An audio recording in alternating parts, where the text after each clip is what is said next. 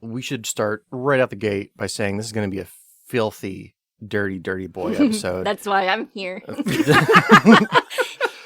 Your community pervert. We rented our community pervert specifically for this episode. We are going to have conversations about boobies and penises and vaginas. And butt plugs. And what they are. And they will all relate to the topic. It's not just us being crass. This will be our crass episode. The crassest. This is the crassest? I think it might outdo... What superheroes eat pussy isn't the crassest? Yeah. Okay. I think so. Because I don't think I said vagina in that episode. I don't think vagina is a crass word, though. No, you're right.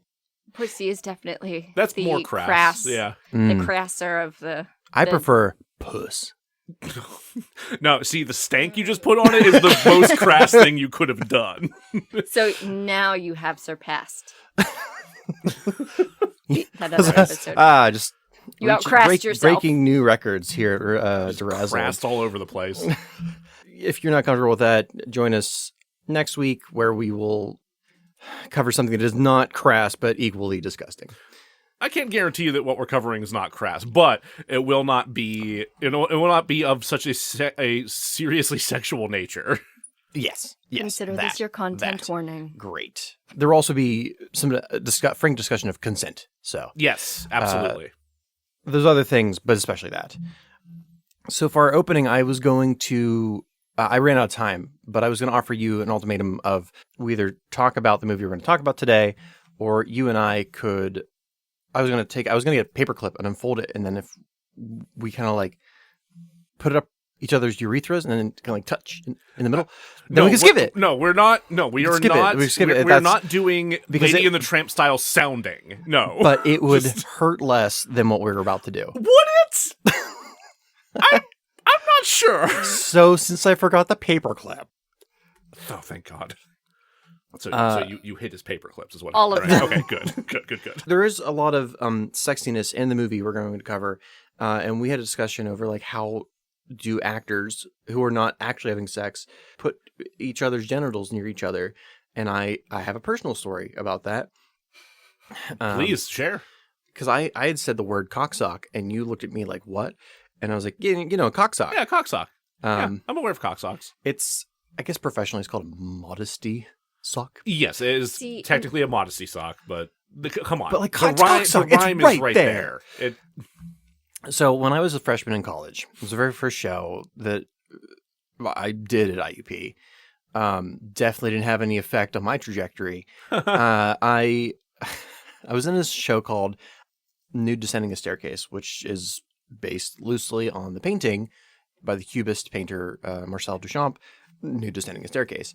The murder mystery involving and Marcel. It makes sense if you know who Marcel Duchamp is and his buddy Man Ray, where there's a lot of gender flipping, where like I forget which one would dress as a woman sometimes. Well, I was the woman in this. I think that was Man Ray, but I'm not 100% sure. I think you're right.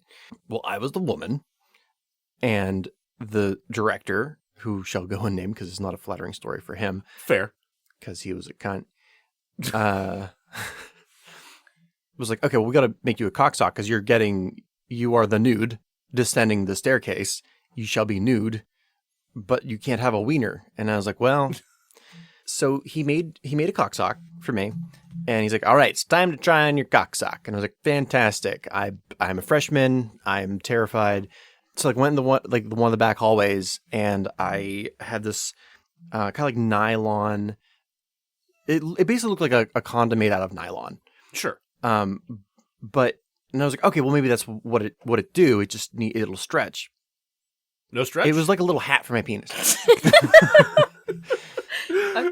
But there was a snap. There's like a little like There's a snap? Yeah, that seems dangerous. Kind of like one of those little snappy things like you have on a shirt. Yeah. I was like, the ideal ones where you could just like right. Yeah. Okay. That's you ripping your shirt open for anybody who can't see. I'm sorry. My apologies. But I was like, okay, so maybe cocksocks don't go over the testicles. I'm like, that doesn't make a whole lot of sense. So I was like, haha, it doesn't fit. And the director was like, what do you mean it doesn't fit? I'm like, it doesn't. It's not even close. And he's like, I'm like, no, Like, no, seriously. no, but for real, like, No, I'm not flexing. I'm not flexing. I can't fit a nut in it. I am as nervous as can be, and it is trying to hide, and it still does Yeah, not fit. it's trying to Just- climb back inside, and it is not happening.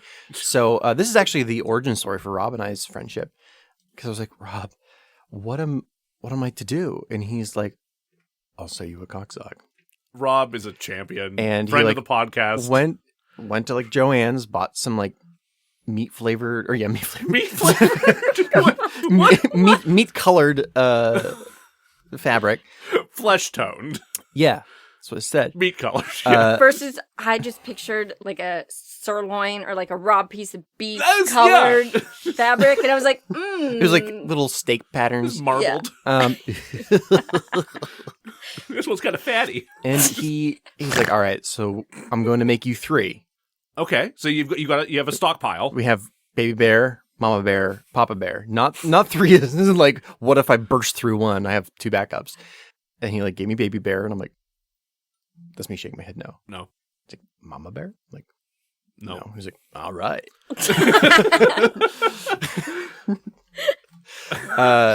I kept that cocksock for years, terrified that I would get cast in something that would require me to hide my genitals. So you wanted to be prepared, so I you wanted didn't have to go right. through all of that again. Right. I finally like got rid of it when I moved over to, like, I moved to Pittsburgh. I was like, this isn't coming with me to Pittsburgh. Maybe I don't need this anymore. Which is, I did end up doing a nude scene though. Not long after that. Wait, really? Yeah. Shit. You I might have just, I needed just it. forgot about. I just remembered that I did this in a scene in Homemakers where I'm passed out, drunk, and naked. The scene got cut too, so I'm like, God damn it! You've got to be fucking. But I kidding me. kind of like rolled into a snowball and kind of like held it between my thighs, my genitals. Yeah, just a little dick snowball. Yeah, yeah. like so. Totally They normal. were seeing my butt. I've seen your Oh. butt. No, the audience was only seeing my butt. The Oh, camera was okay. only seeing my butt. There was another actor in there that was like full ding dong. Oh wow. Yeah, good Okay. for him. Good for him. Yeah. I just went with the snowball. We didn't get full ding dong in this. We just got No, tops of the we did. hues. We We'll- did get some neck. We'll get there. Okay. Okay. We'll get there. So that's my sexy time actor story, in which I was a woman with my junk in a sock made by my good friend Rob. Thank you, Rob. Shout out to Rob. I hope that someday he gets married so I can do that story. At his wedding. At his wedding. Oh my god, that'd be amazing. So for our opening, I decided to see if I could find a romance novel name generator. Okay. And I did, but it's specifically like kind of like Pride and Prejudice style. Okay, so you're getting more Jane Austen than E.L. James right, here. right. But Okay. just so you know, so when I'm going into welcome to DeRazzled, the podcast that takes award-winning worst films and fixes them. I'm host Graham Buchamp, and here to suffer alongside me, as always, is also host Marmaduke Wolcott. How you doing, folks? Today you say Marmaduke, and for some reason that's the voice that it comes to mind. was a choice. Today we're joined by professional pervert and silly goose, my partner, goblin girlfriend, Florinda Taps. Oh. Yeah, I'm like, this guy kind of stupid, but then I landed on Florinda Taps, and I'm like, well, I gotta use that. Gotta Yeah. say that out loud. I'm Oh here. God, Is it Florinda? Florinda, That's It rhymes. It Florinda. does. Florinda, Yeah. Belinda. All of the movies on DeRazzled won Worst Picture at the Razzies. The Razzies, for those of you who don't know, are something of a reverse penis. They recognize the worst films of the year. God damn it. Nailed it. With 37 remaining films to pick from, and knowing the sort of sicko Belindo is, I have chosen to scandalize us with 2015's 50 Shades of Grey. Oh my god. It was really 2015? Yeah, Jesus Christ. yeah. So, for this episode, you started to reread the book, Belinda. Yeah, I didn't get very far this time. Joe, you I powered through the entire You audiobook went- in 2 days. well, So it's a 19-hour and 40-minute audiobook. I listened to it starting off at 1.5 times the normal speed, thinking, that'll be enough time. I should be able to get through that fast enough. And by the end of it, I was so sick of the experience and wanted to be done that I ended up going as fast as 2.2 times. Audible will let you go as fast as 3.5, which at that point, it's just unintelligibly bizarre. Chipmunk fucking. Well, no, the tone was definitely like adjusted, or the pitch was adjusted, so that you never actually got to chipmunks with this, which is the one thing I'm grateful for in that entire experience. So what? I've had no exposure to this prior to this podcast, other than like hearing people either be really into it and being I guess I'll say this up front. If this is part of your sexual awakening, I guess I'm sorry, but also I don't mean to offend. Like, I'm not trying to shame you, but there's such better porn in BDSM. There's better outlets to find your way into this world. But if it was your way in, welcome. If you have a family video near you, there's a whole back room that probably has better options.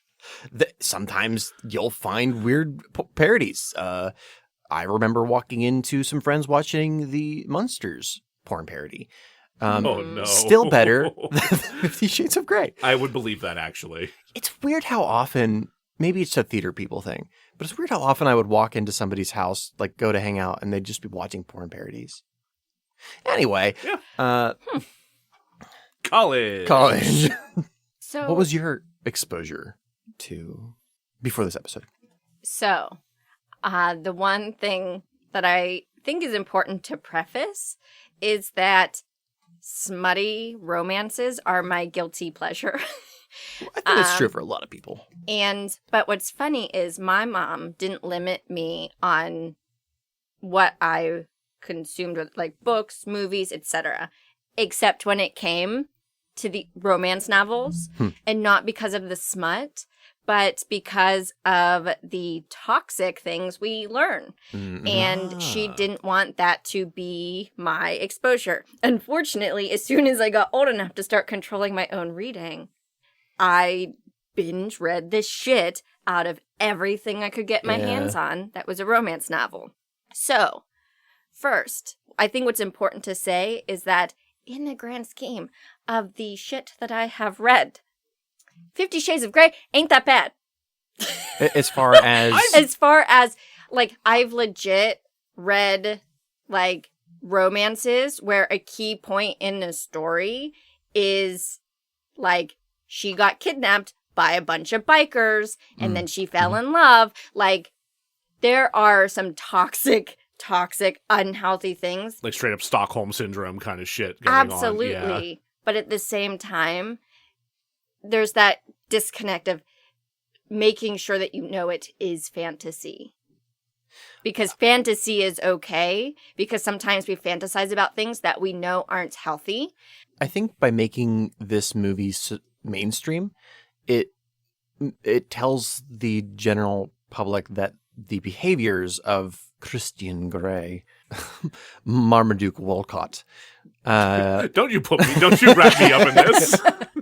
are okay. It's like, oh, this is a mainstream movie. What he does is okay as far as consent stuff goes. Whereas, like, finding some dirty biker porn. I agree, but at the same time, if you watch, was this one of the big, like, mainstream, your mom and her best friends and your sisters all went to watch this together and read it together? Is this probably one of the first of that?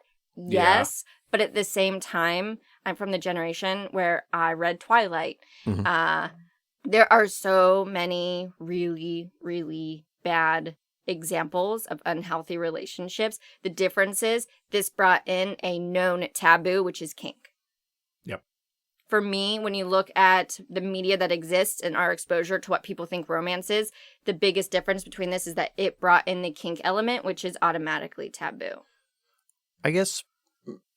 Not to defend it, because I have, like, my pre-non-monogamy and kink reaction and my post-non-monogamy and kink reaction, but I think it's important to not put it alone on this pedestal of problematic things, if that makes sense. Yeah, I think that's reasonable to say. It does. It worries me because BDSM is a taboo, that this is the public's perception of it. Yeah, this is the first thing to really break into mainstream consciousness that like confronts that topic head on. Yeah. And it doesn't do so in a very responsible way. Unfortunately, this book is the example of like all the chuds that you meet like on dating apps. Like the first time somebody, especially a femme, walks into like a kink event, there's just a swarm of those dudes just like waiting.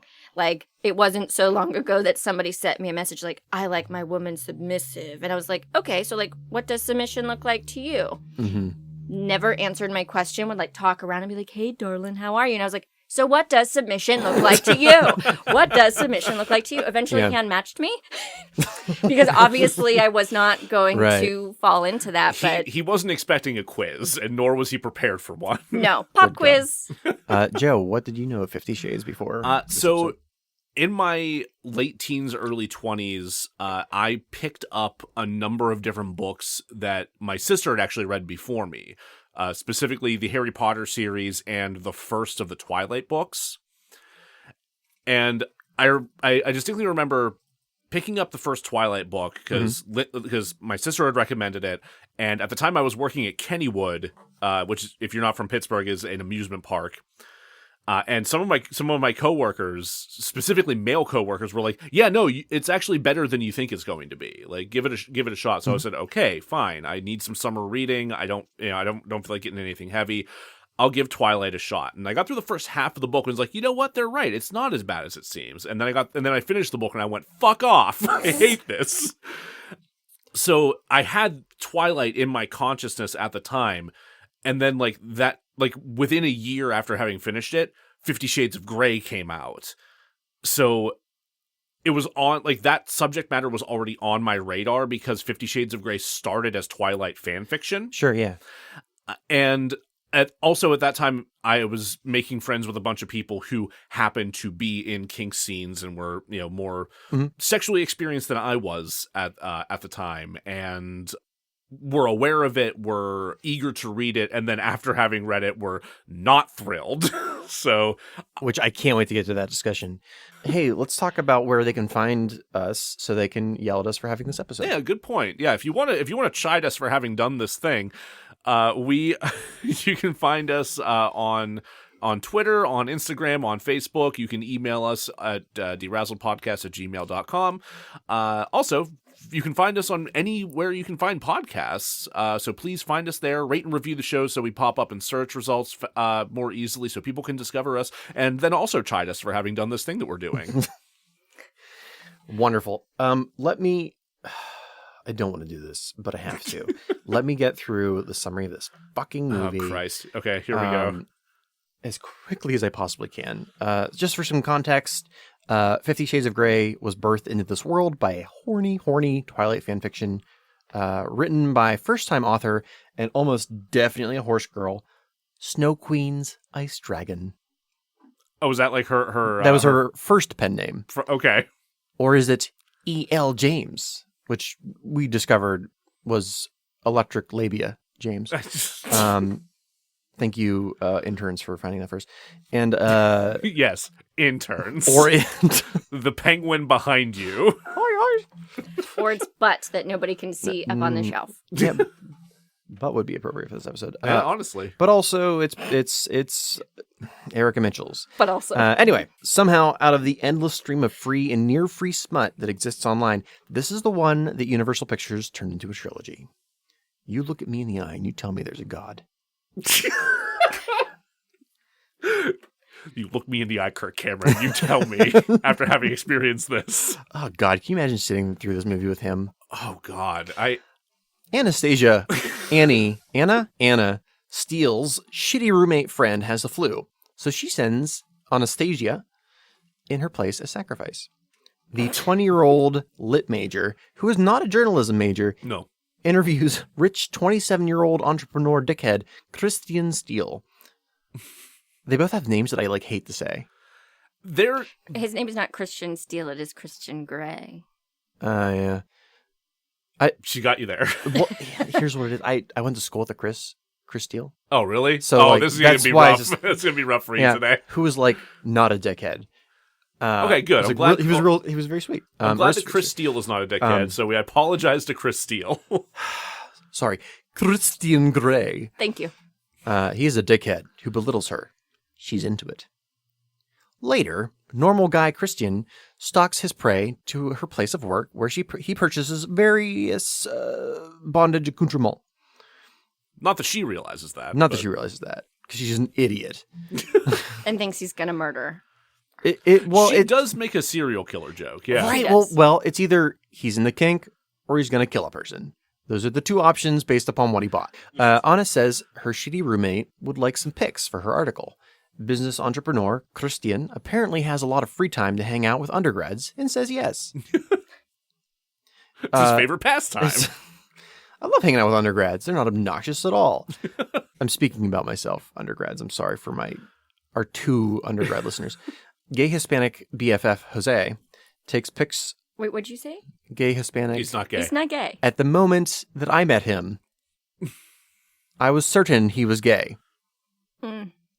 Listen, you read the book. I didn't. He gave me major gay vibes when he first showed up. Yeah, he's not gay, though. That's like a story beat. I will get to that. Okay. You're ruining the story. Okay, I'm sorry. Spoilers. Wait, I'm ruining. Hold on. Hispanic BFF who gives off gay vibes, Jose, takes photos while Lord Byronian vampire Christian fucks Anastasia with his soulless eyes. How do we always cover movies with so much eye fucking? There's so much eye fucking.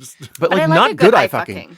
I was going to mention this later, but there's a scene in Barry Lyndon where he is eye fucking the Duke's wife from across the table as they play cards, and I was fully erect. And there was not a single titty in the scene. There was not even a single word. I think she undid her hair, and that was it. And I was like, I am so turned on. Thank you, Stanley. Meanwhile, they're full on ugly humping, and I'm like, you do nothing for me. Anna and Christian go for coffee. They reveal they're both single, but Christian doesn't do romantic relationships. So when their nauseatingly cliche repartee gets steamy, Christian hits the brakes. That basic bitch can't handle his spanks. God. What's a pervert to do? If only there was a place for him to connect with someone who has incorporated their fetishes into their life so he doesn't have to prey on those doughy-eyed Bella Swan types. Fetishy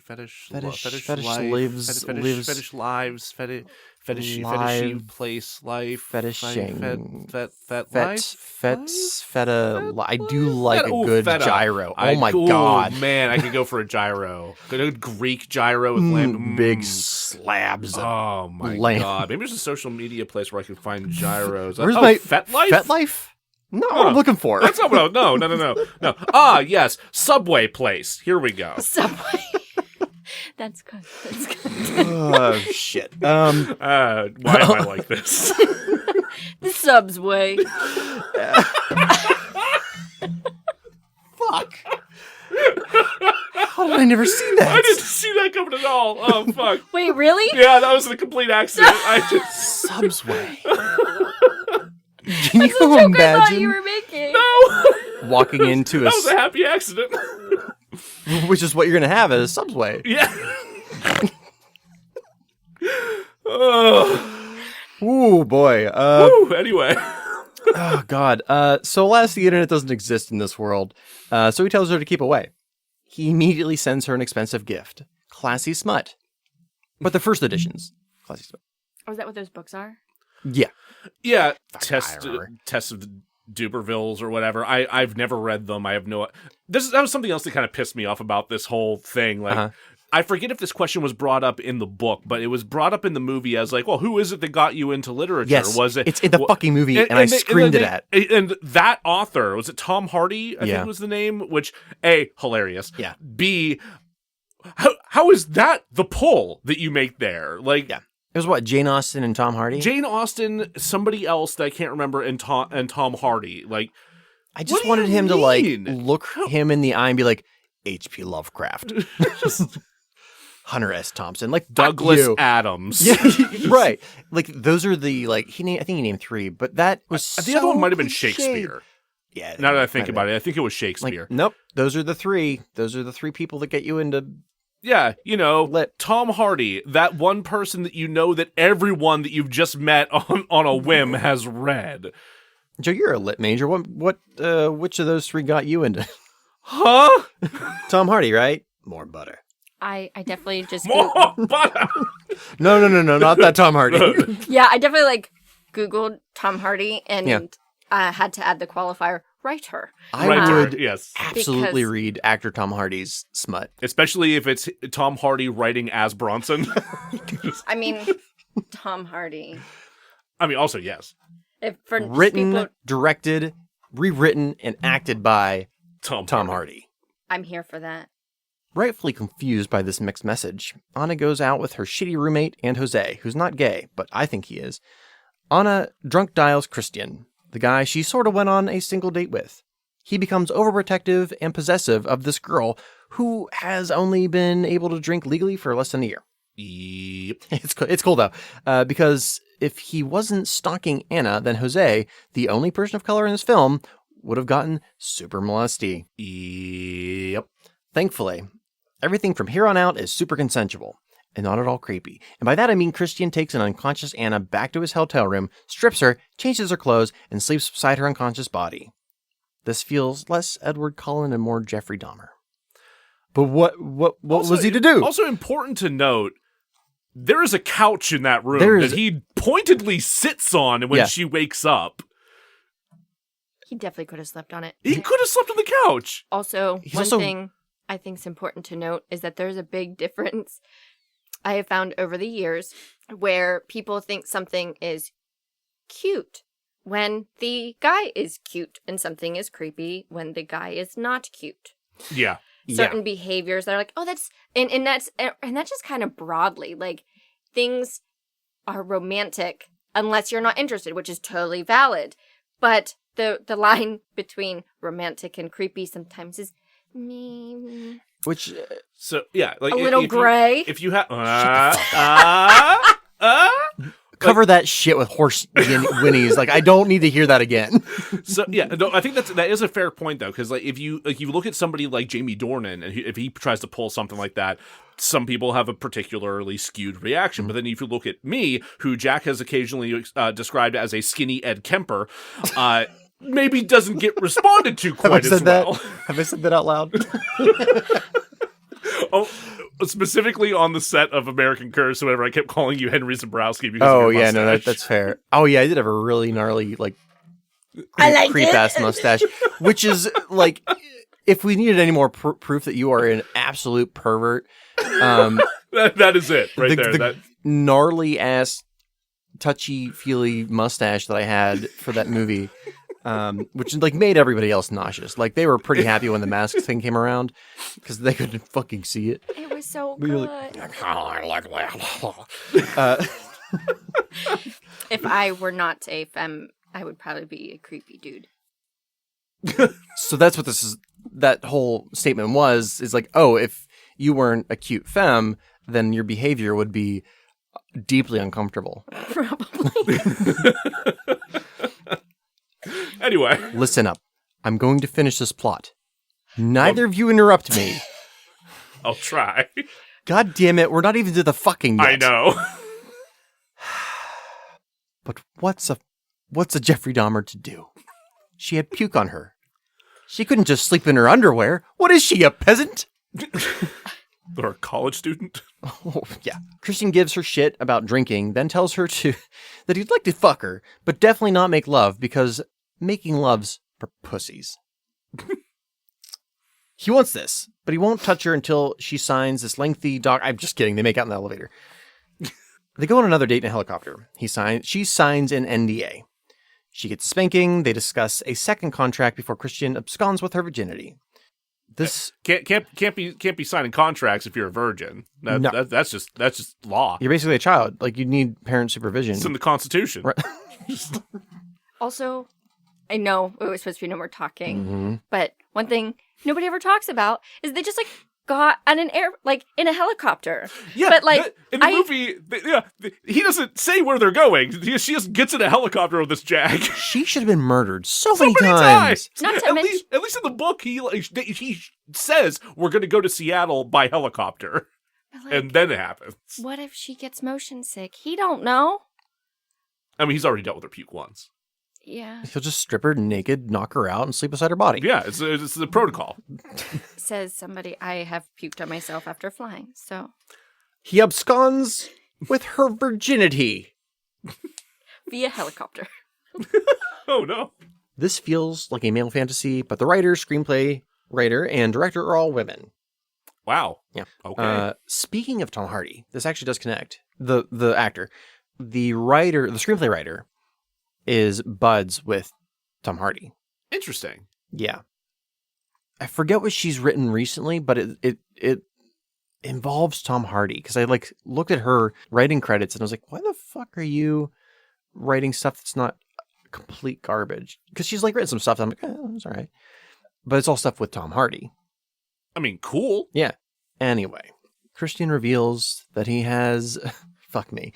Christian reveals that he was statutorily raped by his mother's friend when he was 15.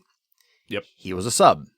They're still friends. It's cool. It's not completely uncomfortable fine. or weird or a problem at all. Anna makes a snide remark about it later because she's jealous of Christian's rapist. Yep, cool. I assume this is revolved in one of the shitty sequels and or the book. I'll never know. I don't care. Anna gets a bunch of gifts, one of which is a new car. This is at the expense of Christian selling her old car without her knowledge. Sure, that had been a gift from her stepdad, but she has a new daddy now. One that definitely isn't a narcissist, who's isolating her from her friends and family, and doesn't throw a little shit fit when Anna goes to visit her mother, and definitely doesn't fly to Florida to interrupt and dominate Bella's time and her mom. Well, that came out wrong. Totally normal behavior, but I'm getting ahead of myself. We get one good scene where Anna and Christian discuss the contract. Both actors balance the tense scene with tongue-in-cheek coyness and humor. Where's the rest of that fucking movie? Oh, is this the business meeting scene? Yeah. Yeah, that's legitimately a good scene. I like that. Would watch that scene again. Just that scene. Also the hottest scene, and involved no titties. Yeah, I was like... And no mons pubis. I kind of want to see these people fucking. Christian speaks at Anna's school, asking her about the contract as she crosses the stage with her diploma. You know, that thing that you do in front of people. This is going to make for awkward viewing of those home movies later. Yeah. Hey, honey, what were you and Christian talking about for so long on the stage there? I'm thinking more like rando person Jennifer's, who like was walking behind Anna. Yeah. Who was like, yeah, there's a weird moment that I don't know. I overheard some shit. At this point, I'm a little fuzzy on the details, / I got bored, / I truly could not be bothered to give a fuck about this idiotic plot. Of all the movies we've watched, or I've rewatched for this podcast, I couldn't suffer through this one again. Really? Oh, yeah, wow. I think that's only happened one other time. Was it Cats? No, you definitely rewatched shit Cats. out of Cats. Yeah. I think I watched that one like 3 times. Wait, was it Saving Christmas? It's not important. I skipped around on that one. I didn't watch it straight through. But I think you're right. Even listening to like the 7-minute summary on YouTube filled me with absolute rage. God damn. So let me just speed through these last 2 paragraphs because I don't really know or care what happens. Okay. Christian locks Anna away in a tower so that he can have all the softcore he wants with her. During which we get to see Jamie Dornan's pubes and a bit of neck. Slow Beyonce makes the big BDSM scene mostly hot, though Slow Beyonce makes most things hot. But Slow Beyonce isn't enough for Bella Anastasia Swan Steele. There's got to be a derpy, like, oh yeah, I made a note to myself, like, look up derpy name generator to see if stupid romance names exist. There we go. Thanks, Jack, from the past. We'll always have Marmaduke Wolcott because of you. And Florinda Taps. Anna wants Christian to be an open, loving boyfriend. Apparently she and I haven't been watching the same fucking movie because that shit was never in the cards, toots. If only you'd said that from the get-go. Huh. Anna is mad because Christian wants to hurt her / is into BDSM / wants to give her the spanks. She demands the spanks. He do a spanking. She mad. She got us spanked. She leaves. The elevator closes in Christian's face. I feel like this was supposed to be powerful, but it was fucking ridiculous. And these two idiots really do belong together for, if no other reason than it prevents somebody else from accidentally dating one of these toxic fucks. Fuck this movie. Fuck it. Fuck it. Fuck the fucking dialogue. It farted the fuck out. Fuck you, EL. Fuck your fucking fucks. Fuck you. The end. It's weird that you got like a verbatim reading of the post-credit scene in there, but like, oh my god! So that's 50 Shades of Grey. Oh my god! We've watched some shit for this podcast. This is the one, like, and we didn't do a live stream for the viewing, but honestly, like of all the ones that it would have been worth it, probably would have been this one. Honestly. I had been debating doing a live tweet of the movie as I was watching it, but I was too. I didn't want to inflict it on anybody else, I think, at that point. By the time they reached the helicopter, my spirit was broken. But before that, I was just like screaming. BeLinda can tell you this because she watched it with me. I was just screaming at the screen. Yeah. Like the dialogue is so bad. It's so bad. The actors were not good, but I don't know how they could have been. Because the repartee, the banter is garbage. No, it's absolute trash. So there's some like trade-off as to which one's worse between the book and the film. Because they actually cut out a whole lot of like dom-splaining that Christian does throughout the book, where he's just like, I'm going to do this to you now, Anna.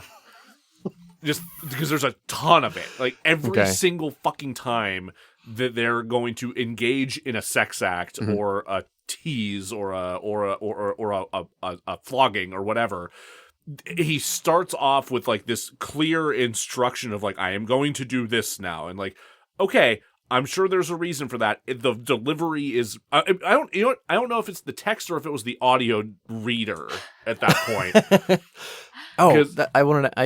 Is the book in first person? Yes. Yes. Okay. It's all from Anastasia's perspective. That sounds awful. So I think it actually helps to have like her inner monologue through a lot of this, because you get some further context of like what she's thinking and feeling throughout all of this. You also get a whole lot of like unnecessary personifications of her newly awakened sexual side of her that she calls her inner goddess. And then there's her inner part that keeps calling her a hoe and like chiding her for what she's doing and like feels shame. Shaming naggy bitch. Yeah. She has this inner monologue involving like her inner goddess and this other like conscious sort of part of her psyche that are at odds with each other and are personified like you're watching an episode of Lizzie McGuire or a really cheesy anime. Is it shame? Is shame the word you're looking for? No, shame's not the word I'm looking for, but it does a lot of shaming. Okay. It's not important. It's fine. Okay. So I'd like to step away from the story for a minute, maybe forever, to discuss kink and fries. Friesing kink. Kink fries. Kink fries. So this is my cue. So fries stands for, it's sort of the how to define consent. So fries is F is for freely given, R is for reversible, I is for informed, E is for enthusiastic, and S is for specific. And so it is specific. They go line by line through a contract. And it is activity specific, and everything is kind of outlined. So I'll say that. So Christian Grey, check on the F. Or wait. I started backwards. I'm sorry. Because it was the one that was the most resolutely like, yes. He definitely did that one. Okay. Yeah. Yes.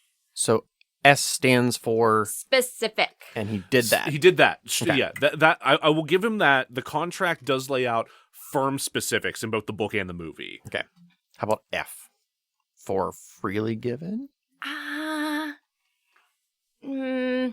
So on the surface, Yes. However, when you start looking at the actions of the car, the books, the wealth, the plane rides, it becomes somewhat coercive in a way because it's all these bells and whistles, and she's just this humble girl who just finished college, has never had a boyfriend, lost her virginity. So, like, while consent is freely given, it's given with this, like, so no, it's not, because it's this ultimatum of, well, you can have me. Because I think he actually says that in the movie, like, she's like, what do I get? And he's like, me. Which is what he says in the books, too. Yeah. So it's like, So, but yet there's, So we'll go with a no. Reversible. Oh, wait, what were you going to say? I think it starts off consensual for the sex acts, but like everything else surrounding it, like you brought up the books, you brought up the car. There's also the computer.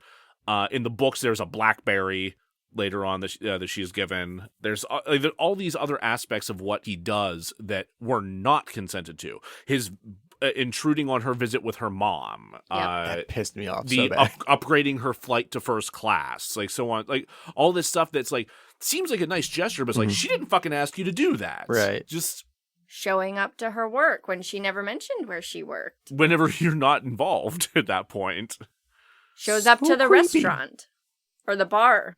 Oh, yeah. Yeah, tracking her fucking location on her phone to, like, come to the bar there. Yeah, just... Like, earlier in the story, I'm like, this is really obvious that he's a creep. Like, how are people into this? I'm into a lot of things that I wouldn't want to happen in real life. Sure. Which brings me to a movie that I watched to kind of pad this experience called Belle de Jour, which is, I think it's from the late 60s. And in it, it's about a woman of some wealth who isn't getting the kind of sexual satisfaction she wants from her marriage. And the movie actually starts with her like in a horse-drawn carriage with her husband, and the coach drivers take her aside and basically like whip her, give her a spanking, and then like have their way with her. Yeah. But it's very clear. It's Louis Buñuel who did it, who's known for his like surreal work, specifically Un Chien Andalou with Salvador Dali. It's the one with like the right. Yeah. And the Discreet Lives, Discreet Sex. We did a twist on it for the Discreet Sex Lives of the Bourgeoisie, something like that. Yeah. Or is that the name that I did? I think that's the one I did, because we have a Knife Breaker comic pending. Oh, that's right. Yeah. I like played with the title of it. Fuck it. Someone will look it up later. It's fine. Anyway, it's obvious that like that part is a fantasy, because like the consent is not super there in her fantasy. Mm-hmm. I mean, consensual non-consent is a thing. It is a thing. Yeah. And it is a valid thing. That's not a thing that I think she would be aware of. No, because she didn't even know what a butt plug was. That made me so mad. Like at least in the book, she was like, "Does a butt plug do what it says on the box?" That would have been enjoyable. Yeah, in a movie. That's a much better and funnier line than "What's a butt plug?" It's just like you said it. You just fucking said it. So in the book, the line is, "So does a butt plug do what it says on the box?" Yeah, 'cause that shit's funny. That's funny. That okay, shit's funny, huh? Don't. All right, so we got through S and F. Yes. So R, reversible. So yeah. Yeah, he makes a point of saying that like she has any number of outs, like she can back away at any time. There's the red, the yellow. Yeah, there's the safe words. And when she says no, when she's getting on the elevator, he stops. He does stop then. Yeah, so I think it's fair to say it is that part of it is represented well. Probably could be represented better. Okay. Yes. I is for informed. And yes and no. He makes the effort of the contract, talking through things. And both in the, they took out the dom-splaining that you mentioned in the book. But I think that was still there. I think the issue comes in that they're beyond the regular power imbalance of dominance and submission is this fact that there's a good chance that he was her first kiss, not just the guy she lost her virginity to. She does specify that she had kissed other people. Okay. Okay. But never done anything else. Like, nothing beyond kissing. And so even, I'll retract, and so had only other kissed people. That's a big gap. That's a huge gap. Yeah. Because by the time... That's a couple bases. By the time I discovered kink, I had already gone through my move to Pittsburgh slut phase. And entering the kink scene was still a lot.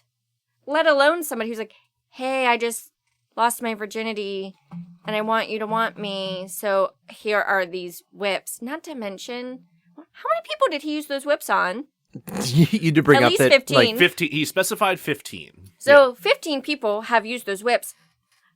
No matter how well you think you clean leather, it never is perfectly sanitized between partners. in my headcanon, he asked the butler, whose name I wrote down, Taylor, to take it out back and burn it, and then order fresh ones.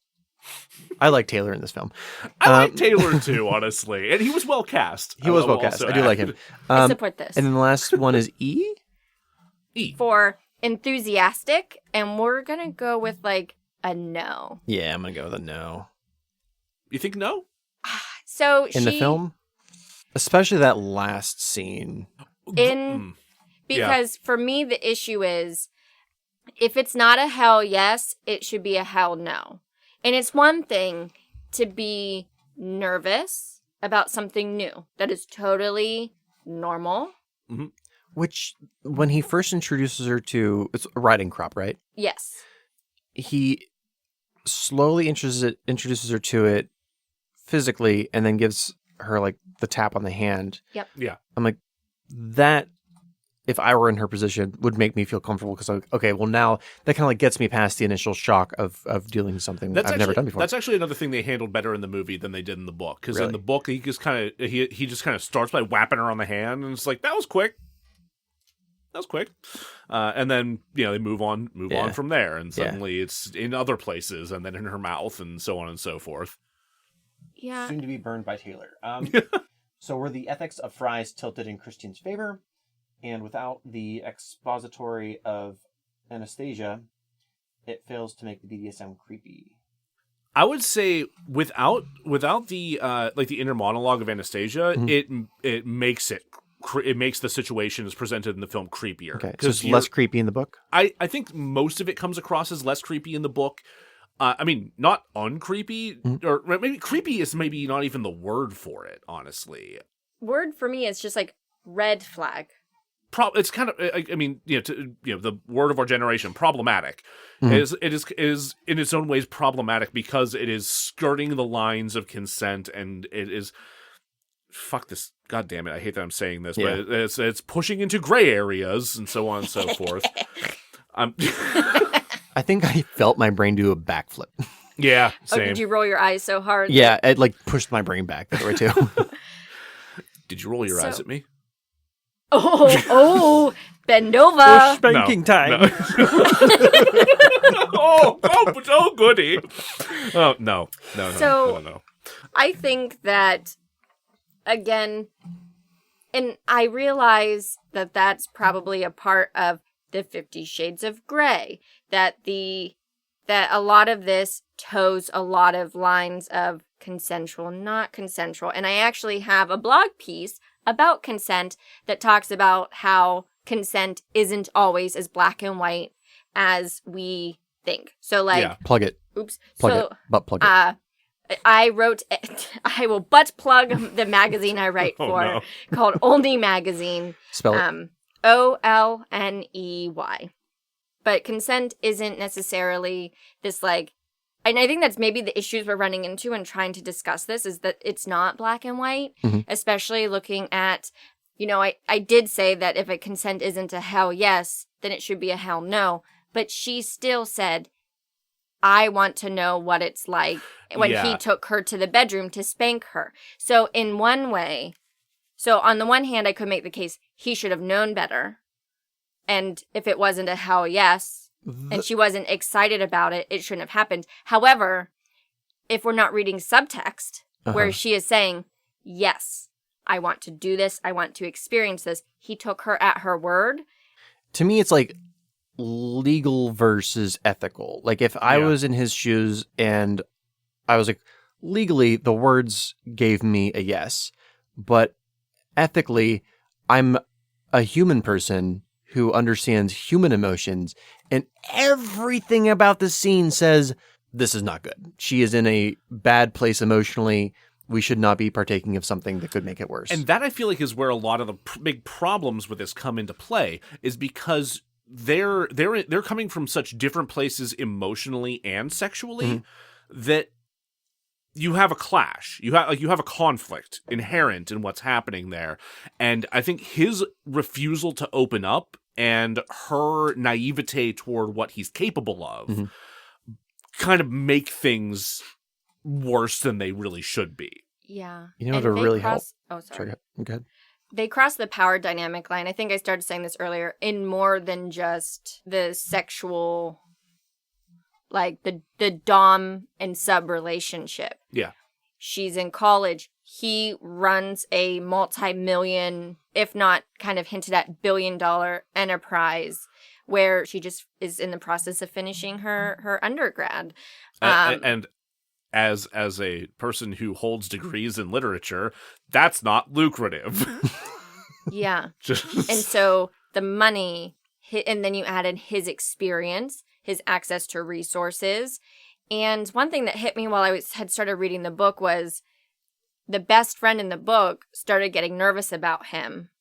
That's something else that's completely lost in the movie, is that Kate is so much more protective. So she's not a shitty roommate? No. Okay, because she's not a shitty roommate in the movie. She's a good friend. I mean, she's shitty in some ways, but she does a lot more to be a better friend to Anastasia, and does actually like confront Christian at points and tries to push back on him. But unfortunately, all that does is it pushes them closer together. It pushes them closer together. Yeah. It eggs them. It eggs them on in some ways. And isolates her further. Yeah. So keep in mind, if you're trying to confront your friend's abuser, I get it. It's hard, but all you end up doing is potentially isolating them from you. Yeah. I'm sure we've all experienced that at some point. This is a really good conversation. I'm going to move on to the production real quick. Well, we should probably talk stats, shouldn't we? Or do we? Or... I'm saving stats for Act 2. Stats for Act 2, okay. Yeah, I want to talk a little bit about the production, then we'll take a break. So this movie had a budget of $40 million, which is not bad. That's not bad. Yeah, I mean, in 2015, that's... Most expensive thing was probably the helicopter. The helicopter and the weird plane. The glider plane. Yeah. It took home, its box office was, fuck you, $569.7 million. Nice. Except not. But not. There's a reason we got 2 more shitty movies. Oh, yeah. Yeah, I'm not surprised this made money just hand over penis. Yeah. Just, it's... I say that. Hand over fisting? No. Yours was good, Joe? Hers was better. I concede that. I'll give you a couple little factoids. Director Sam Taylor Johnson did not return for the second 2 movies because she couldn't fucking stand dealing with E.L. James. Oh. Yeah. Really? While making the first movie, E.L. James basically like walked around like a rock star. Like she had her own little entourage, her own little video village, her own little like producers. She would not allow any changes to the script. It reminded me a lot of like, so in theater, the playwright is kind of God, right? Sure. It's reverse of film. Where Playwright's the God, director is... correct. So like the playwright's like, if he doesn't want, or if they don't want you to change like an and or an is, you have to abide by that. Sure. Whereas in film, like your script ain't shit. Like the actors can change it on the day. We're gonna get rewrites every day. Yeah. Just she would not allow it, including the itses and the anses and the commas. And the holy cows and the oh my's and the... So she fought for this dialogue, is what she you're fought saying. for this. Yeah, that's what I was like. And by fought for this dialogue, we mean lack of it. Yes. Some of the actors we could have had. This there's a list of almost was. Yeah, there's a because long list. I know Jamie Dornan was not the first one announced for Christian Grey. No, we have people that were considered, and then we have people that I said dodged a bullet. So actors that were considered. Oh boy, I'm gonna fuck myself here. Alicia Vikander. Alicia Vikander, really? Yeah. I think I've seen her. Was she in Ex Machina? I think she was in Ex Machina. I think she was also the most recent Laura Croft, if I'm not mistaken. That's correct. Imogen Poots. Oh. Great name. A great Always name. Love that name. What is it? Imogen Poots. I just watched her in Vivarium. She was really good. Not familiar with it. It's fucking weird, but I enjoyed it. Elizabeth Olsen? No. Yeah. I imagine they're like, hey, Lizzie. She's like, that's very sweet of you, but I live it. I don't need to act it. I say that purely by seeing her spank Audrey Plaza and Plaza. Have you ever seen their I've seen some weird video compilations of their interactions, and I'm like, whew. Oh yeah, no, they have a fun relationship together. So there. is Elizabeth Olsen the top in that relationship? That's a tough call. Or is she the bottom, or are they switchy? I think probably they switchy. have to be switchy. They gotta be switchy. Look, it's Aubrey Plaza and Elizabeth Olsen. Listen, we're gonna get into some fan fiction I'd like to write. Yeah, I mean, that whole thing is already fan fiction because a lot of it is just like them just kind of fucking around and yeah, it's so. It reminds me of when I tried to look up a summary for this shit show, this movie. I found a lot of videos of just slow-mo clips with music underneath it. And I imagine that's what a lot of fan fiction is between Elizabeth Olsen and Audrey Plaza. Yeah, I believe it. Why do you keep pronouncing it that way? What am I doing? Audrey Plaza. Plaza. Yes, that's it. Plaza. Keep going. I think you say her name Shailene Woodley. Shailene Woodley, yeah, that's a weird choice. Yeah, that's a weird pick. Especially considering that was not long after The Fault in Our Stars, which it's an adaptation of a John Green young adult novel where she plays a girl with cancer. Oh, yeah. Weird. And then for the last one thought of for Bella Swan, Anastasia Steele, yeah, whatever, was Felicity Jones. Which, kind of, I think Felicity Jones. She might actually work. Rogue One, I think, right? Oh, yeah. She was Jyn Erso. Sure. Okay. Yeah. Interesting. I could see her pulling it off. Okay. For the men, and this is too obvious. Taika Waititi. As both Taylor and in dual roles. It's just him with a mustache. A mustache? He would, though. He would. Alexander Skarsgard. He was my top pick. Right. I mean, given his performance in True Blood, I get it. Right. Yeah. Yeah, when I wrote down, who my people were, he was it. That Just Alexander Skarsgard. When was Big Little Lies? I mean... Big Little Lies, I think that was later.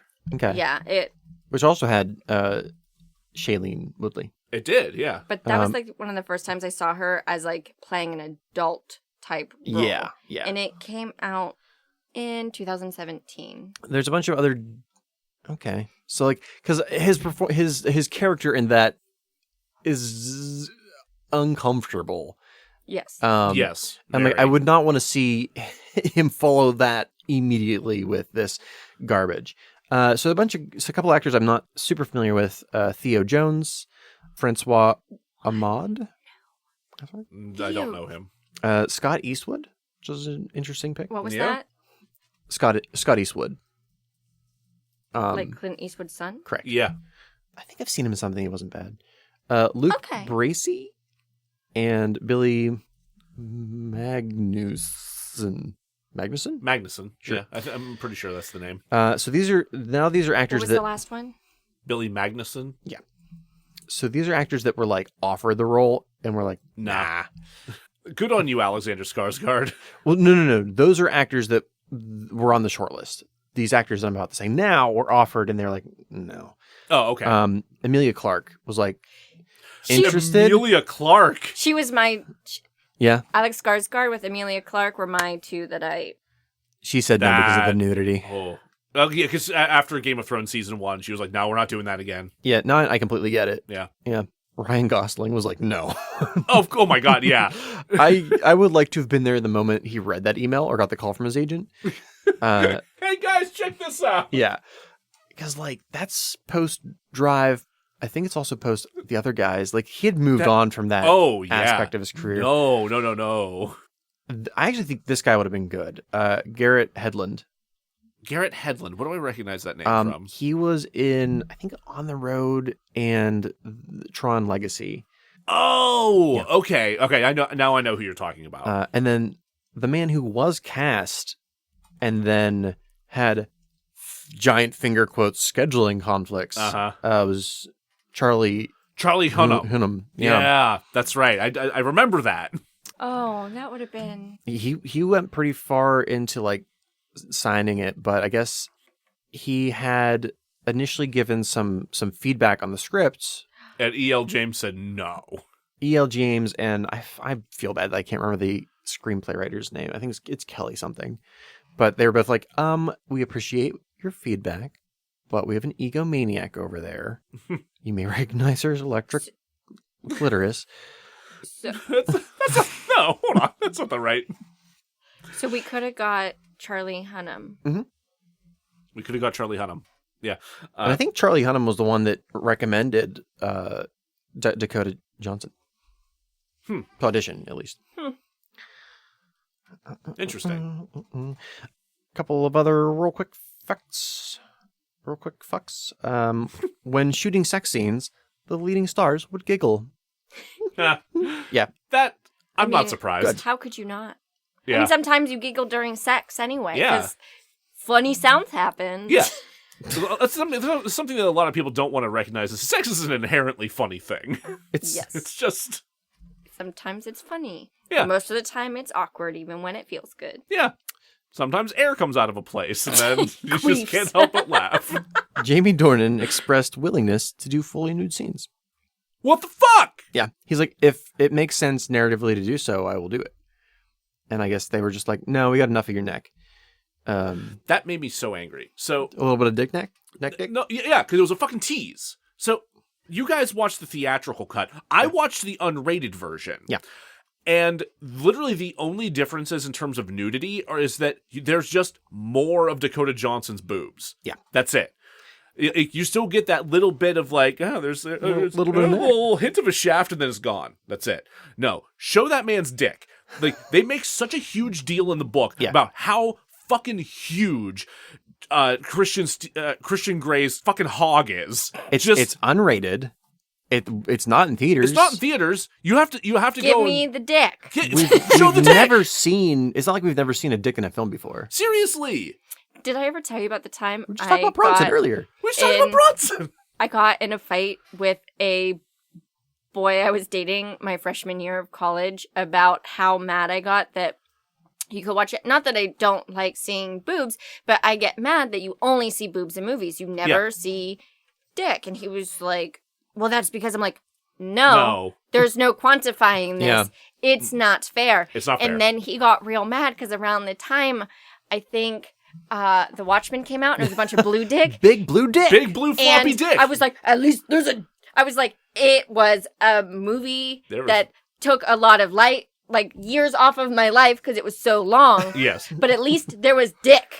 In one scene, there were like 6 of them. Oh, yeah. Oh, The very first time I heard about The Watchmen, the book, right? Didn't know anything about it. Found it as a teenager on a bookshelf at Barnes & Noble's.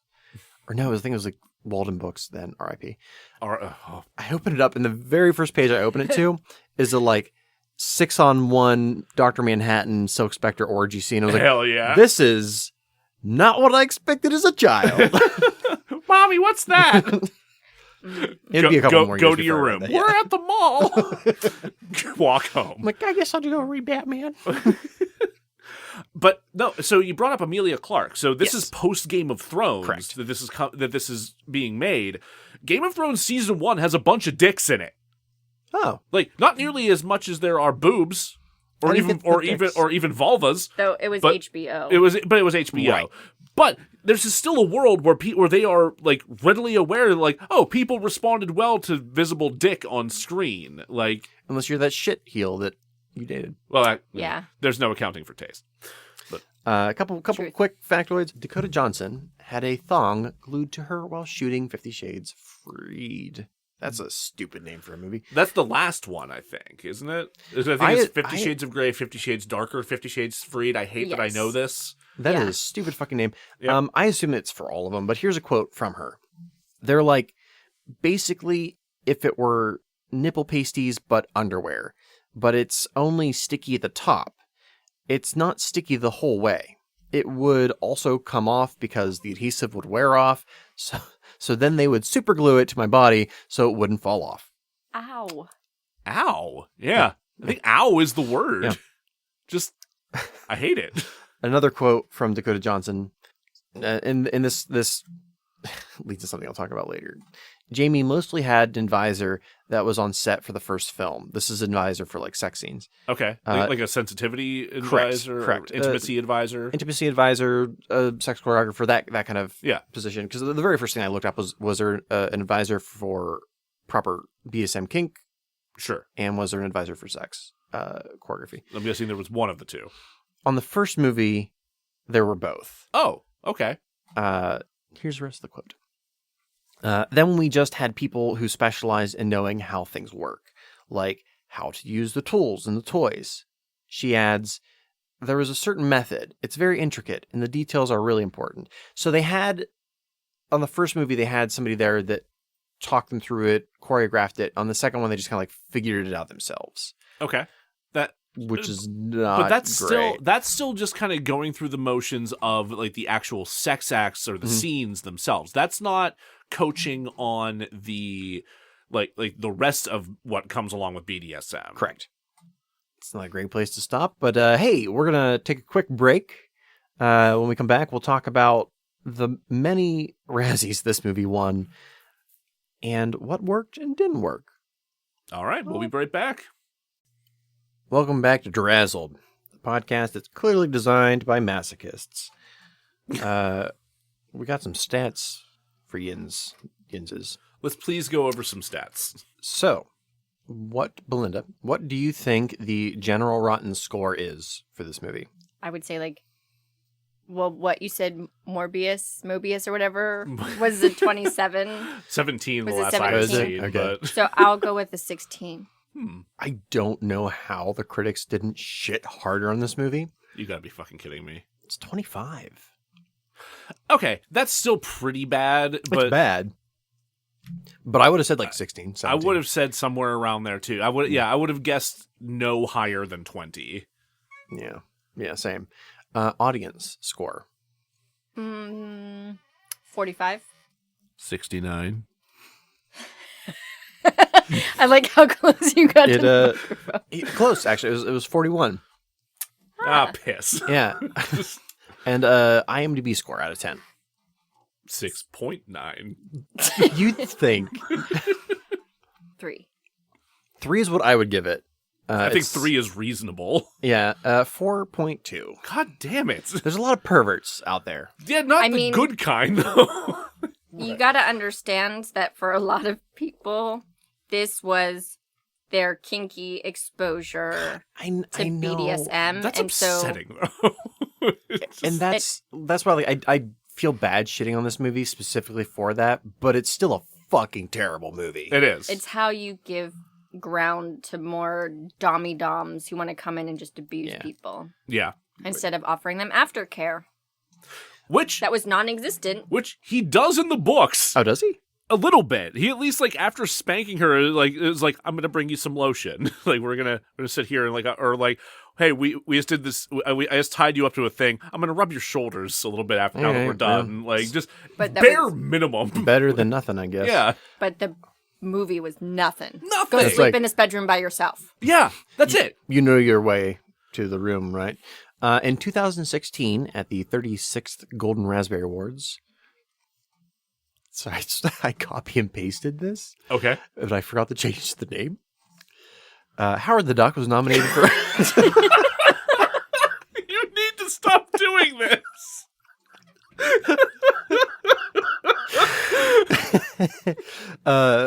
Spice World was nominated for six... Oh, wait. 50 Shades of Grey was nominated for 6 Golden Raspberries. It won 5. Oh, man, that's a high success rate right there. Yeah. Failure rate? I don't know. It's one of the, I think, 2 times in Razzie history that it tied with Best Picture. Right. Yeah, this was a year where where there were 2 Worst Picture nominees. This is won. The... what won? It's the Fantastic Four movie, but I can't remember Josh Trank. That's what it was. Yeah. Which I've watched that movie, and I have not. Never have I felt better about 2 movies being tied for shittiest movie. Really? Yeah, they're both pretty stupid fucking movies. I am not sure if I should be excited about that or not. This is what the show has done to me. It's... Oh, God. Oh, it was bad. All right, so yeah, it won Worst Picture. Tied Worst Picture. It won Worst Actor for Jamie Dornan. Jamie Dornan. Sure. Worst Actress for Dakota Johnson. Okay. Worst Screen Couple for those 2 jags. Worst Screenplay. There we go. Worst Screenplay. Kelly Marcel. There we go. Okay. It was nominated for Worst Director, but lost to Josh Trank. Dang. Yeah. Okay. Which, yeah, I think so. I think have you seen both of these movies? I've probably seen Fantastic Four. This one with the guy that has the stretchy arms? Yeah. Yeah, but there's 4 of those movies. But the most recent one, the one with Michael B. Jordan in it. No. Okay, so then you're the only person here who's actually qualified to make that judgment. I don't feel good about it, but yeah, no, I think that Josh Trank probably deserved that over Sam Taylor Johnson. Okay. Still, that's a lot of awards to bring in. Yeah. Boy. So let's critique this piece of shit. So, but what worked for the cast? Taylor. Taylor. Yeah. Max Martini. That's his name. His name is Max Martini. Name. And I Googled it. I'm like, is this real? And he's very Italian. I like him even more. Yeah. Max. I think it's like Maximus Martini. So good. What a great name. Holy shit. Yeah. Yeah, he worked. I absolutely, I enjoyed him in that role, given it's a very simple supporting role, but he had the presence, he had the look, he had the, his delivery was very clipped and proper. And I think it fit. It could have been a featured extra type role, but yeah, no, it was actually he brought some character to it. He brought a little bit of character to it, which is important because I mean Taylor's a constant fixture in the book as well, to the point where he Anastasia makes a point of wondering where the fuck he comes from half the time because he just kind of Batman's in and out of the scene a couple of times. Fantastic. Yeah, it's just where the fuck did he go? Where the fuck did he come from? Does he live here? I assume there's a lot of spinning bookshelves and trapdoors. I hope so. Oh man, that's what this movie fucking needed. Was the people under the stairs? Oh no! So I was get to the. I was thinking young Frankenstein and or Clue, but yes, the people who live under the stairs. I know that there's a version of this book from Dickface's point of view, but what I really want to see is the book from. Wait, really? No. No, I was gonna say that's Twilight. That's what I was gonna say. I know Twilight does. Sure. I'm 99% sure that was Twilight. She did it from. Then she copied that once again. Once again, just going back to the fan fiction. I could be wrong, but I also don't care. Anyway, that's the book I want to read. Is this garbage from Taylor's point of view? Him just insufferably dealing with these 2 dumbasses. I think you're right. And I'm mad about it. Damn it. I'm mad about it. I'm so mad about it. It's just called Grey. It came out the same year as the movie. Fuck. I want to say that she tried to write a book that was out of that universe. It bombed, so she's like, well, back I to the guess I'll go back to the well. Yeah. I also didn't mind One-hit wonder. Marcia Gay Harden as Mrs. Gray. That was also who worked for me. As Christian's mom? Yeah. Yes. Yeah, I thought she was good. I Not enjoyed a huge her part presence. in the movie, but Not a huge part. She's not a huge part in the book either. I might also be bringing some of my enjoyment of her over from, I think she's in The Mist. Oh. And I think she might be in the first Silent Hill movie. I can't remember. I have not seen the She first tends to Silent play Hill. crazy bitches. Which I don't know where this character goes, but I could see it going that way. I'm trying to think who else works. I don't know. Anna's mom? Yeah, Like I didn't a mind little her. Yeah, Yeah. but they look... They don't look like they're related. And not only just didn't look related, the mom was hotter. I like that take, actually. And just like... Robinson. What? we never see Mrs. Robinson. Huh? What? We don't... I was thinking of The Graduate, Mrs. Robinson. I'm like, we could have that kind of situation going. And then you said we don't meet Mrs. Robinson. That's how they refer to the child molester. As Mrs. Robinson. Yeah, they refer to her as Mrs. Robinson. That's the name. We had a bit of a miscommunication that only got grosser the longer we talked about it. I was making the joke that since Bella's mom is hotter, that we have a Mrs. Robinson situation, which is reference to The Graduate. Yes. But there's already a reference to The Graduate in the movie, but they're not referencing the hot mom. They're referencing a child molester. Yes. Why are we having this conversation? I ask E.L. James. Just Dear Electric Labia. God damn what it. the fuck? Who hurt you? What is you doing? Dear Ice Dragon Snow Queen. No, Snow Queen's Ice Dragon. Wait, was that her actual... That was her pen name. Yes, that was the real pen name before E.L. James. On like the fanfic websites, that was her. Which, like, Fanfic listen, websites, and I have to assume Neopets. you know where I bet it might have maybe showed up? Is Literotica. Oh, I don't doubt that for a second. Good lord. Which, like, not the shit on fanfiction. Like, the No, very first thing I ever fanfiction's wrote was fine. fanfiction. It was like Gundam Wing fanfiction. It was a little gay. Hell yeah. And you know Hell what? yeah. I wrote it for my friends in homeroom and hid it where no one could ever find it. And you know what? Never put it on the internet. Nice. Yeah. What would your pen name be? I'm not a pussy, so just use my name. Not a puss. God damn it. My pen name would be You know Marmaduke. Schlong Slayer Tony Hawk. Slongslayer Tony Hawk. Yeah. That's this is fucking stupid. Let's move on. Let's please. Does anyone else work in this cast? No. I agree. They're all supposed to be like college students and they all look like they're 30. Yeah. Our age, aka in their 30s. Hey, what about the story worked?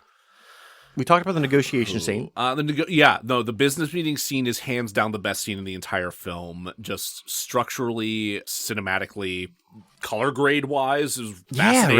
Yeah, right? Yeah, like overall, I thought the color grading in the movie was pretty solid, but like that was like the highlight scene for that. I actually shit on the color grade later, but Oh, really? yeah, Okay. I do like it in that scene. You also have a more studied eye on those things than I do. So Yeah, but you have two functioning eyes. You have two mostly functioning eyes. mostly, yeah, mostly functioning is an important caveat. It felt like they brought in a guest director for that scene because the whole scene, the whole look of the scene feels different.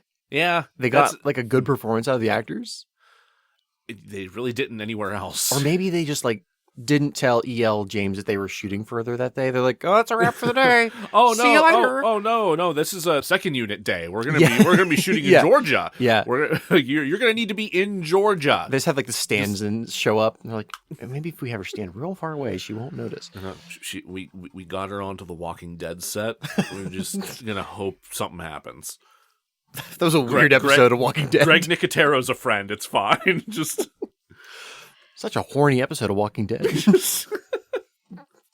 Why is nobody dry humping? Ew. That is what I tuned into Walking Dead for, is all the dry humping. Yes. Just- Anything else for man. the movie work? No. Great. Yeah. For themes, I said rich people are entitled, and I definitely got that from the movie. Maybe it wasn't an intentional theme, but I got it out there. Comes across. Yeah. I'd say there's a bit of that. Sprinkling. A little bit of simping for the rich. A lot of simping for the rich. The book's worse. I mean, we quoted Carnegie. Well, that and like there's a point where so he makes such a big deal out of like Anna not drinking or taking any drugs. Pisses me off so much. So in the book, he specifically goes so far to say regarding drug use that he himself never uses drugs. In fact, he's vehemently anti-drug, and he requires all of his employees to undergo random drug testing. So he's one of those. Mm-hmm. I do think he pays taxes. No. He's too busy. He's too busy probably buying parts of Twitter with Elon Musk. I have a question for the pervert. Yes. So I watched Secretary, and I've only seen the sex scene from that movie, but continue. There's an aspect of it's subdom as well, and James Spader controls Maggie Gyllenhaal's what she consumes as far as like food, and I want to say like that's got to be part of the subdom aspect, right? It can be, but to me, while it felt because he's like, you can have 4 peas, 2 scoops of mashed potatoes, and he's like, what else are you eating? Ice cream. You can have all the ice cream you want. What? So we'll get to the campy bit. Like the movie is both campy and hot. You can eat these wood shavings that I found. You can eat Total cereal, just plain Total. Yeah. But you can have all of these excess candy canes I got from a shipping from a shipping error. But if that was in the movie, I would have been like, I would not have been surprised. I mean, they do talk about her dietary restrictions. Like he has a whole appendix of like approved foods that she can't snack at all unless it's fruit. But they don't actually tell you what those foods are. Mostly because she's like, that's a deal breaker. Fuck you. So my question is that part of the subdom life? It can be. So there's this distinction between like kind of living it, so 24/7, versus something that happens to varying degrees, whether it's in the bedroom. There's no like cut and dry formula for what a dom and submissive relationship looks like, because it can go in a lot of different directions. Because sometimes dom's submissive, and sometimes they're jokingly the soft doms. Have you eaten today? Yeah. Have you had anything to drink today? Hydrate or dihydrate. Or it's it's cute. or there's the you can't do X, Y, and Z, and the controlling, and sometimes you can get into age play with that, and yada yada. So there's all sorts of different avenues, or it could just be an aspect of the bedroom to varying degrees, whether it's handcuffs or shibari, which is the rope tying. Which she Googles and then is scandalized and closes her laptop. Yeah, she looks at 2 pictures and was like, oh! Yeah, I'm like, first day on the internet, huh? It's rough. To me, so like I saw that in Secretary. When I saw that in 50 Shades, it felt like abuse to me. I mean, Am I just being a prude? no, because I think the issue comes in that we have so many. We have left the gray and we're into the like red and yellow and orange flags of their relationship, that a dominant and submissive relationship, a dom can have a lot of control over his submissive. And even if the goal is to, on one hand, hurt their submissive, it's still to take care of them as well. Okay. If that, like... Yeah, and I think there are points where he does try to frame it as no, this diet's very important. I need you to be in shape. I need you to have stamina. But it's like he's only framing it from his need for what he needs her to fulfill. It's not from a point of like, no, this is actually for like your own well-being. Like I want to make sure that like you, like, you're your best self, your whatever. But And I think that he's already doing that before they've even formed any kind of relationship. When she's in the bar and he's like, I don't want you drinking another drink. And that's the issue, because dudes will show up and be like, I'm a dom. And I'm like, okay, who the fuck are you? I'm not your submissive. So, like, scoot. Like, I have no allegiance or agreement or discussion with you. You don't even know if I am a submissive or not. Yeah, like I am just a femme, and you assumed that I must bow to thee, and all you're gonna get is my foot up your ass. Yeah, we have not exchanged 2 words, and you have introduced the fact that you were a dom. Insert meme of guy with the veins bulging out of his head, just waiting to tell you that he's a dom. And wears a fedora and doesn't have any control anywhere else in his life. That hat's just been ruined by so many jags. Right? And he's just going to show up and tell you how you should be. And sorry, I started to... It's a too real spiral to go down, yes, I'm sure. Is. So what worked for the production? I said Beyonce. Yes. Honestly, some of the music was good. Like the Beyonce song was good. We were texting back and forth. We were, because there were oh my god, there were some moments where it was just like, you've got to be fucking kidding me. Because there I'll be stubborn. Fuck you. Just because like some of the songs are really good. Like the Beyonce song was good, though it did overpower the dialogue a little bit, at least upon my watching. There was dialogue. I actually missed the dialogue as well. It wasn't important. It was a sexy scene, but The Weeknd. I enjoyed The Weeknd. I liked some of Danny Elfman's score. Actually, like when he actually got a chance to put score into things, it was good. It also like atypical of the stuff you usually hear from Danny Elfman. Like it's not like, Nightmare Before Christmas Tim Burton-y in any way, shape, or form. If you didn't see his name, you would have no idea. Fucking idea. The fact, I saw it and immediately texted Jack. It was like, Danny Elfman did the music for this? I saw it too, and I was like, can't wait to see if that shows up. It doesn't, really. Yeah, no. His known style doesn't show up. I said, what's this, but not in the way that he would have triggered in the, in other way, in the Nightmare Before Christmas way. Wait, that's the same person? Yeah. Yeah. You know what would have been so much more interesting? Can we do a, No. Nightmare Before Christmas? Nope. We'll have real dialogue. I'm going to write it. What's this? What's this? There's handcuffs everywhere. Oh, God. The butt plugs musical number is going to be wild. Oh, God. I know it's going to be really hard to get through this because there's so little to talk about, but what didn't work about 50 Shades? Gonna make me scrape the barrel here. Okay. Starting chemistry. with the cast. Chemistry. The chemistry between Jamie Dornan and Dakota Johnson is just not there. And one of the things I said while we were watching, and I feel so bad, ripping into these two actors. Honestly... Oh, sorry, go ahead. At one point, he's, mounting her on the bed, and all I can see is, knuckles, gorilla move up the bed, and I was just like, somebody didn't look at that and think there's, a better way. It was just so clumsy and stiff. Yeah. And it was just bad. This is kind of a different aspect of bad, but, they should have been able to shoot it in a manner that didn't make him look like some kind of Japanese weird arm creature. Yeah. I've seen that Korean horror film, and it did not turn me on. Jamie Dornan as Samara. Right. Right.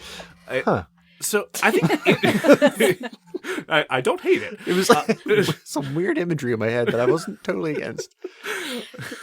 New kink alert. Right. I was like, I learned something I didn't want to know about myself. Doesn't awaken anything in me. But can he climb out of a well? Well, can he? Sorry, go ahead. Individually, I think their performances, when they're not directly interacting with each other, I think are fine. Yeah, I agree with that. But yeah, no. As soon as they're interacting directly with each other, it's just it's clumsy. It is lacking any kind of charisma or chemistry. It's tedious. It comes across as tedious. It feels like they cast Dakota Johnson and Charlie Hunnam. Hunnam, I'm assuming that there was some chemistry there. I would like to see that. And then they were like, "Oh shit, we're filming in like a week. Who's a meaty boy?" So American Curse. But you did a good job. You did do Thanks, a good job, yeah. But just the chaos of like, oh shit, it unfortunately happens not all the time, but like it's not totally uncommon for an actor to have to bail at the last moment, and they're like, and Jamie Dornab was on the shortlist. Like he was in the running. It's just like they're not going to just go like Nick Cage. I don't know. That would have been a completely different. He would definitely do the Samara thing. Oh my God. I think this really fit the character in this moment. It's just like I'm gonna crawl on the ceiling backwards. Have you seen Train Spotting? I have no idea if I'm doing a good Nick Cage. Just So like they don't work. You mentioned that like none of the college students look like they're of college student age. That doesn't work. So like Kate doesn't work. Jose doesn't work. His brother, it's bizarre. It's like you're in a different movie, sir. Yeah, it's like like I know you're the douchebag brother, but you're in like old school. It makes me think a little bit of babe. I mean, that's a repeating thing throughout the book too. Like it was a running gag that she forced, and I hated. Yeah. Oh God, and I was just thinking about Colin Farrell's Deadshot or Bullseye rather, and how he feels like he's in a completely different movie in Daredevil. This is not quite as cartoonish as that, but he does feel out of place. I need to talk about Jose for a minute, please, because so you mentioned he was the one person of color in the entire movie, and he's made to be like date rapey. Yeah, and that in and of itself is a giant problem. His portrayal in the book is so much worse, just from like the whole him trying to kiss her while they're drunk scene, and just his characterization throughout the entire story. He's way needier. Like they mentioned in the movie, he called like a couple of times while you were gone. No, right. he in the book he calls every hour on the hour trying to apologize and trying to get a hold of Anastasia. He's way clingier and way more like obsessive. Like from the moment he's introduced, almost every other word out of his mouth is something along the lines of Dios mío or some other like just like so like a 1980s like Spanish comic phrase. Book character. Yeah, kinda. Also, you mentioned that in the movie the beetle comes from her dad, right? In the book, it's Jose's. He gave it to her. And it had originally been his, and it had originally been his mom's, and before that, it was his grandmother's. Yeah, I think BeLinda did a whoopsie because I did. That was my like, bad. Why? Because I'm like this college student who works in a hardware shop. Like, how does she have like a vintage Beetle? And BeLinda had said like, "Oh, that's her stepdad." I'm like, "Oh." So no, I thought that that's what they had said in the movie as well. But then again, I was so like just like. Beside myself with how stupid either what way, I was watching was. He probably should have said something before he stole her fucking car, even if it was from creepy douchebag. Yeah, just in general, yes. Okay, so nobody other than Taylor worked on the cast, basically, and the mom and the mom. Production. Well, E.L. James. What do you mean? I mean, clearly from what you said, E.L. James had such an oppressive presence on the set that they weren't able to like fix any of the dialogue. They weren't able to like make changes that would help the story or the characterization or that would allow for things to feel less clunky and awkward. Can you imagine if they had let Stephen King on the set of The Shining, Stanley Kubrick's The Shining? Oh my God! Someone would have died. Multiple people would have died. Yeah. And I think the only reason they even like let her on the set was because her fan base was so vocal.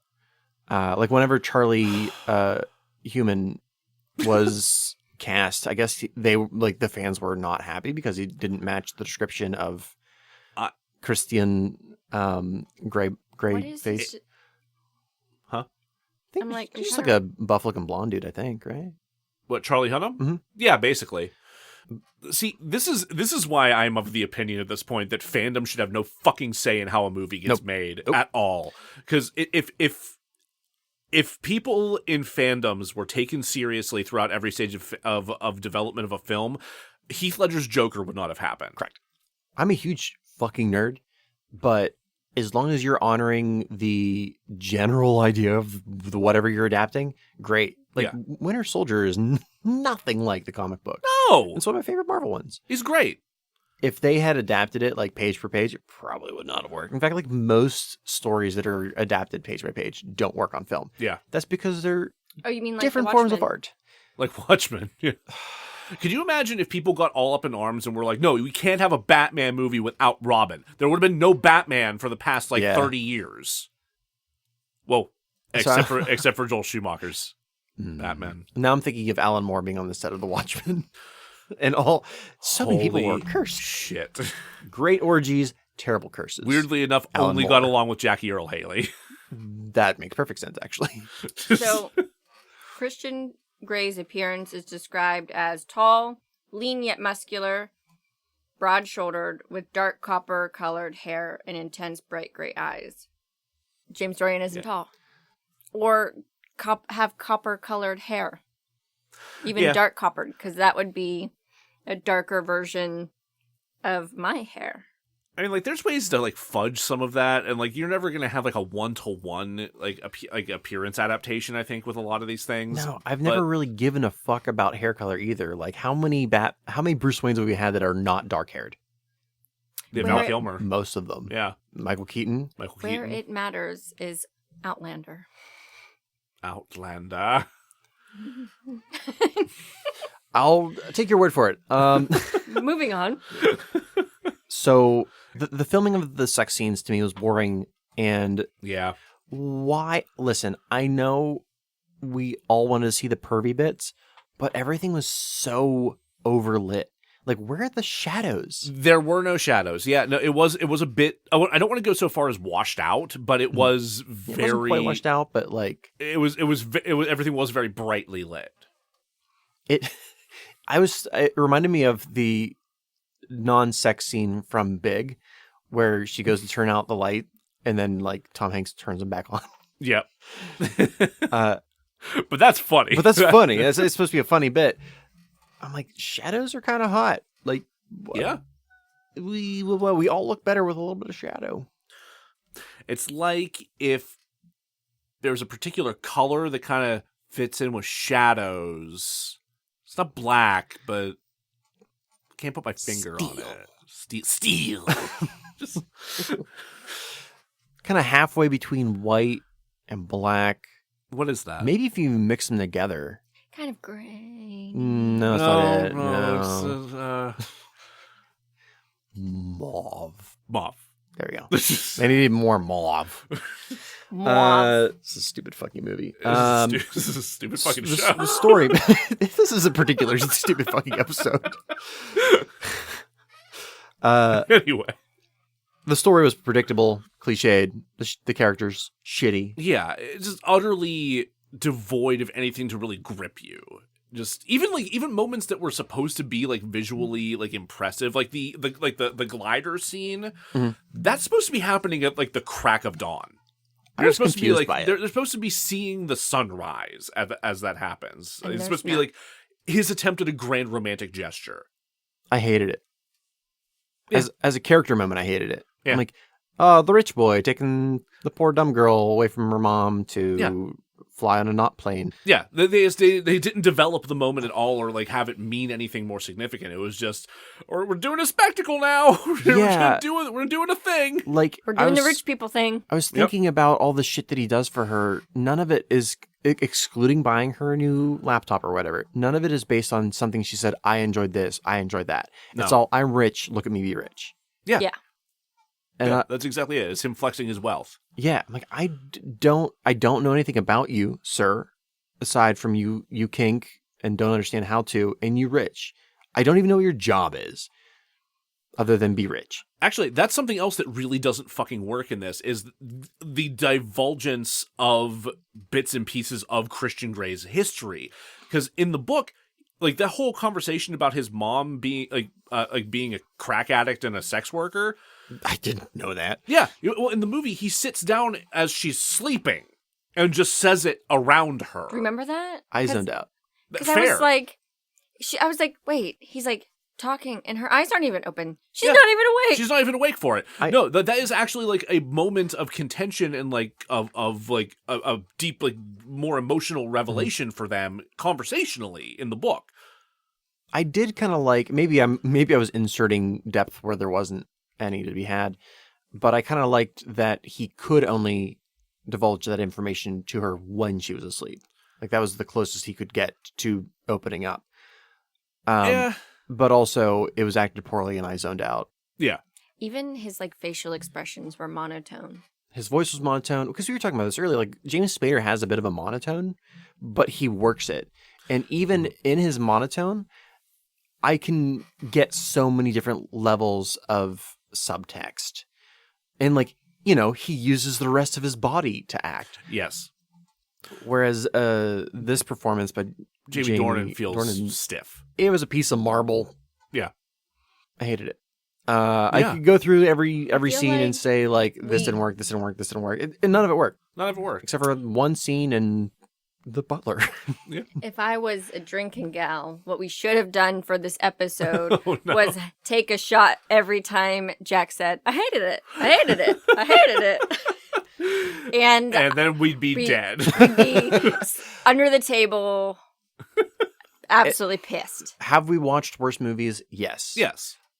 I think that's fair to say. This is the reason this one pisses me off as much as it does is it's a traditional by the numbers narrative, beginning, middle, end. Mm-hmm. Probably strap it up to the hero's journey, and they fucked it up. They fucked it up. Really, like it feels like fan fiction, and by fan fiction I mean somebody who has not taken the time to learn structure, character, arcs. Bad fan fiction. Bad fan fiction. Yeah, because there is definitely fan fiction out there that does understand those things. But the only thing that makes fan fiction is that you're taking an IP that isn't your own and writing it. Yeah. Unfortunately, the couple of instances where Hollywood has taken that fan fiction and made a movie out of it, it's been fucking horrible. Such as this and some other movie I can't remember. It's not important. Yeah, I mean, this is this is our focus right now, though. This is the chief example that we need to hold up of that. I mean, I almost would have rather just like Twilight aged a few more years, you know, above 18 and given me something kinky versus this. Plus, then you get vampires. Yeah. I'm like, at least you get vampires. Yeah. Do they play baseball? Do they sparkle? They do. Yeah. I can forgive the baseball. Is it weird that I'm actually more against the baseball than the sparkling? Kinda. It's all bad, though. I mean, yeah, whatever. I want to like go through and be more in depth with our critique, but also I don't. I think we've driven the point home at this point. If you were considering renting this movie, don't rent Secretary. Rent Secretary. It's been said before, much spicier. by many other people, and we will echo that sentiment here. You know what? I forgot. There was something else I wanted to bring up in terms of things that don't work that I think is specific and worth pointing out. You listen to My Brother, and Me. Indeed I do. Yes. I was taking a very long drink. So episode 355 of My Brother, and Me, Justin loses his mind for a little bit over Christian Grey's Dom jeans. Oh. Because it's very apparent that whenever he gets into his Dom attire, he's completely nude except for blue jeans, which is about as plain and unsexy a thing as you can put on. It's also a really bad cut of jean. It's a bad cut of jean. Sorry, go ahead. Oh, but people were legit pissed that his jeans weren't the right jeans featured in the movie. Yeah, because in the book they're described as like worn, like torn jeans. Like they've seen a lot of action. But Noise. You know, he's wearing like clean raw denim in this movie. Shades too dark too. So, like, I'm a shades darker. God damn it! Like, I'm a pretty vanilla person whenever it comes to sex. Like, I am not one for power dynamics and so on and so forth. Even I understand that, like, if you're gonna get into that kind of thing with somebody of that stature, the fucking suit's part of it, right? I think a nice cut dress shirt and tie goes a long way. If you're gonna wear jeans, I think they as like a sexy part, because you said that was a big aspect of the story. Huge. What was it that people were getting out of that sexually? What did you call it earlier? Cum gutters? It's cum gutters, yeah. Like the So, like like the the V. Ah, the goes V. to- yeah, yeah. You can The- thank Robert Evans and the folks behind the Bastards Right. for cum gutters. That's Kind where I of- got that Sounds about from. right. kind yeah. of similar to like the fascination with like gray sweatpants. These like worn jeans were really the equivalent of just like low hanging, fit real nice, Mhm. just kind of like make the booty look good type of jeans. And And I think because it was so different from his usual persona. But Yeah, I think that's why they're a big deal as well. But I don't think they work. Like, I think they whoever the costumer was picked poorly. It looks like Yeah. a pair of jeans his mom picked out for him. yeah. As Whereas, somebody whose mom picks him out jeans sometimes, yeah, that's kind of how like it works. in my younger days when I was a little bit fitter, I had jeans and I'm like, oh, that was pretty good. I mean, sure. Yeah, no, I'm not gonna say that people don't look attractive in jeans. While people can pull off a good pair of jeans and like excellent, Sure. they make such a big fucking deal over his tie. They do. The specific tie that he uses to bind her multiple times throughout the film, because they do it in the book too, It's specifically the about fucking book cover. how it is the book cover. It is literally the book cover, and they go out of their way to like point out how like it leaves a pattern on her wrists afterward, and she's like marveling at that, and she's obsessed with that, and thinks about it all the fucking time. You're not gonna wear that with jeans. You're not being donned by Avril Lavigne. I was thinking of like a high school like math teacher who wears like blue jeans and a dress shirt and tie for like dress down Fridays or what the fuck it is. Sure, yeah, casual Friday. Casual Fridays. Yeah. You know, naked Fridays. Oh no, oh, baby, no. no, nobody wanted that. So You guys didn't bad. have the sexy math teacher? No, No, me neither. definitively no. Yeah. I like the insertion. Of what? I like Come again? I like when they put it in. For real, that worked for me because like The insertion of what? a male phallus into a female's Okay. tuna canoe. Did you call Well, it a it's been Tito great, canoe? everybody. Jesus Christ. You mean like when he like hunk, There was a weird moment where he like teeth rips a condom. which like always be careful to do because like Right. I'm Rip the fucking that's, condom. That's not. You didn't need it. You have hands. You have opposable thumbs. It's Yeah. fine. It's fine. But like we see him like put on a condom at least once, Yeah. and like I think it's the first time they have sex. We see him like guide his penis in, yeah, which which, you like- don't usually get in movies. which you don't know. That's why it works for me. Is like I mean, in film, it's like you get like the motion of that. right. You Yeah. don't see like the close up underneath the nutsack of. Poor You guy. don't- you don't- switch to taint cam. You don't have. You know that Stanley Kubrick would have developed a brand new camera system called the Taint Cam. 127 takes of taint cam. That poor cameraman. He probably got so many farts in his face. No, your Taint thrusting cam. rhythm is off. Do it again. I wonder how many farts there were. Not enough. Not enough. But like you don't normally see that in a film. It's just people seem to have like magically heat guided wieners and Or if you're Tommy Wiseau, you fuck their stomach. what? Oh, you haven't seen The I Room. still haven't Never seen The mind. Room. Damn it. Damn it. Remember the time I completely and totally fucked up the difference between The Room, and what was the other one? There was like a third one that I couldn't tell the difference. Oh no, those are not movies you want to fucking mix up. No, I forget. You had to text Scott because you're of your shame. Yeah, there was a number of movies that you don't want to accidentally rent those. Anyway, did this movie deserve its accolades? Yes. Sure did. Let's take a break. We'll be back to fix this piece of shit, I think. Welcome back to DeRazzled. We're going to take 50 Shades of Grey and make Just it refilm it. slightly more palatable. Try. Operative word try.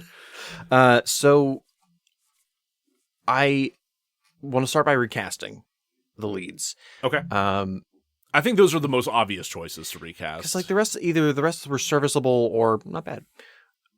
I went with 2 separate pairs because being comfortable with nudity, I think would cut a lot of actors out.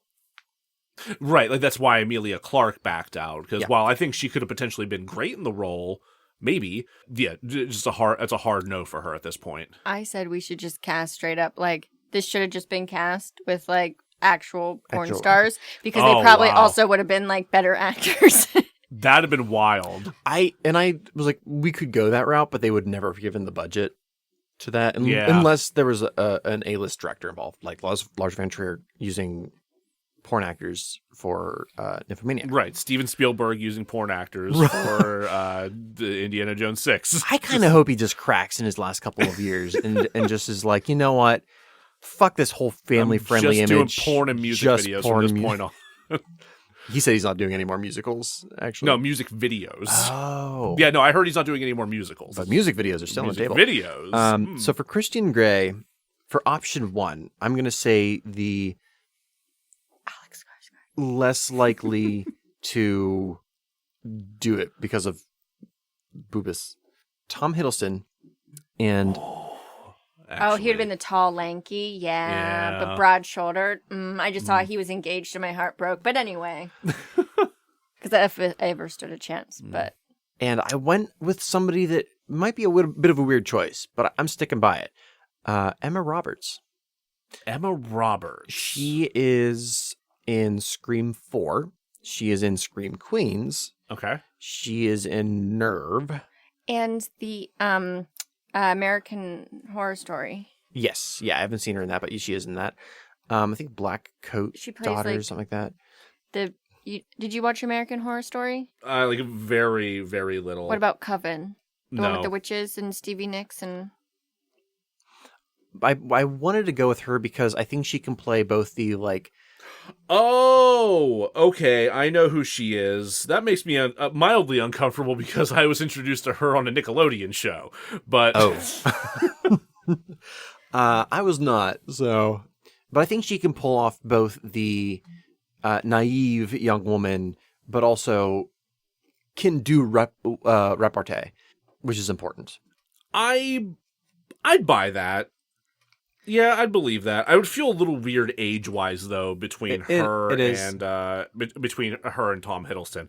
In this, I do age them up. The Nickelodeon show is unfabulous. Oh, that one. Yeah, with the people. So she is Julia Roberts' niece and Era Roberts' daughter. Oh, Yeah, Huh. She has a pedigree.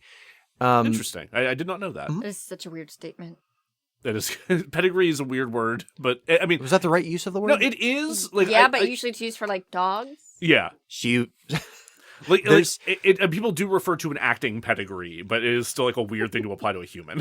It reminds me of this X-Men comic, New X-Men, written by Grant Morrison, where Jean Grey asks Emma Frost, she's like, Emma, what makes you such a bitch? And Emma's like, excellent breeding, darling. That is some bullshit that Emma Frost would say. Yeah, God yeah. damn it. Anyway, what's your other pairing? So that's my, like, I'm pretty sure because I've definitely seen Tom Hiddleston's ass, I think in High Rise. And I feel like we could talk him into a little bit of Nick. Dick Nick. Or wait, no, sorry, that was my safe choice. That was my, like, I don't think they would do it because of nudity.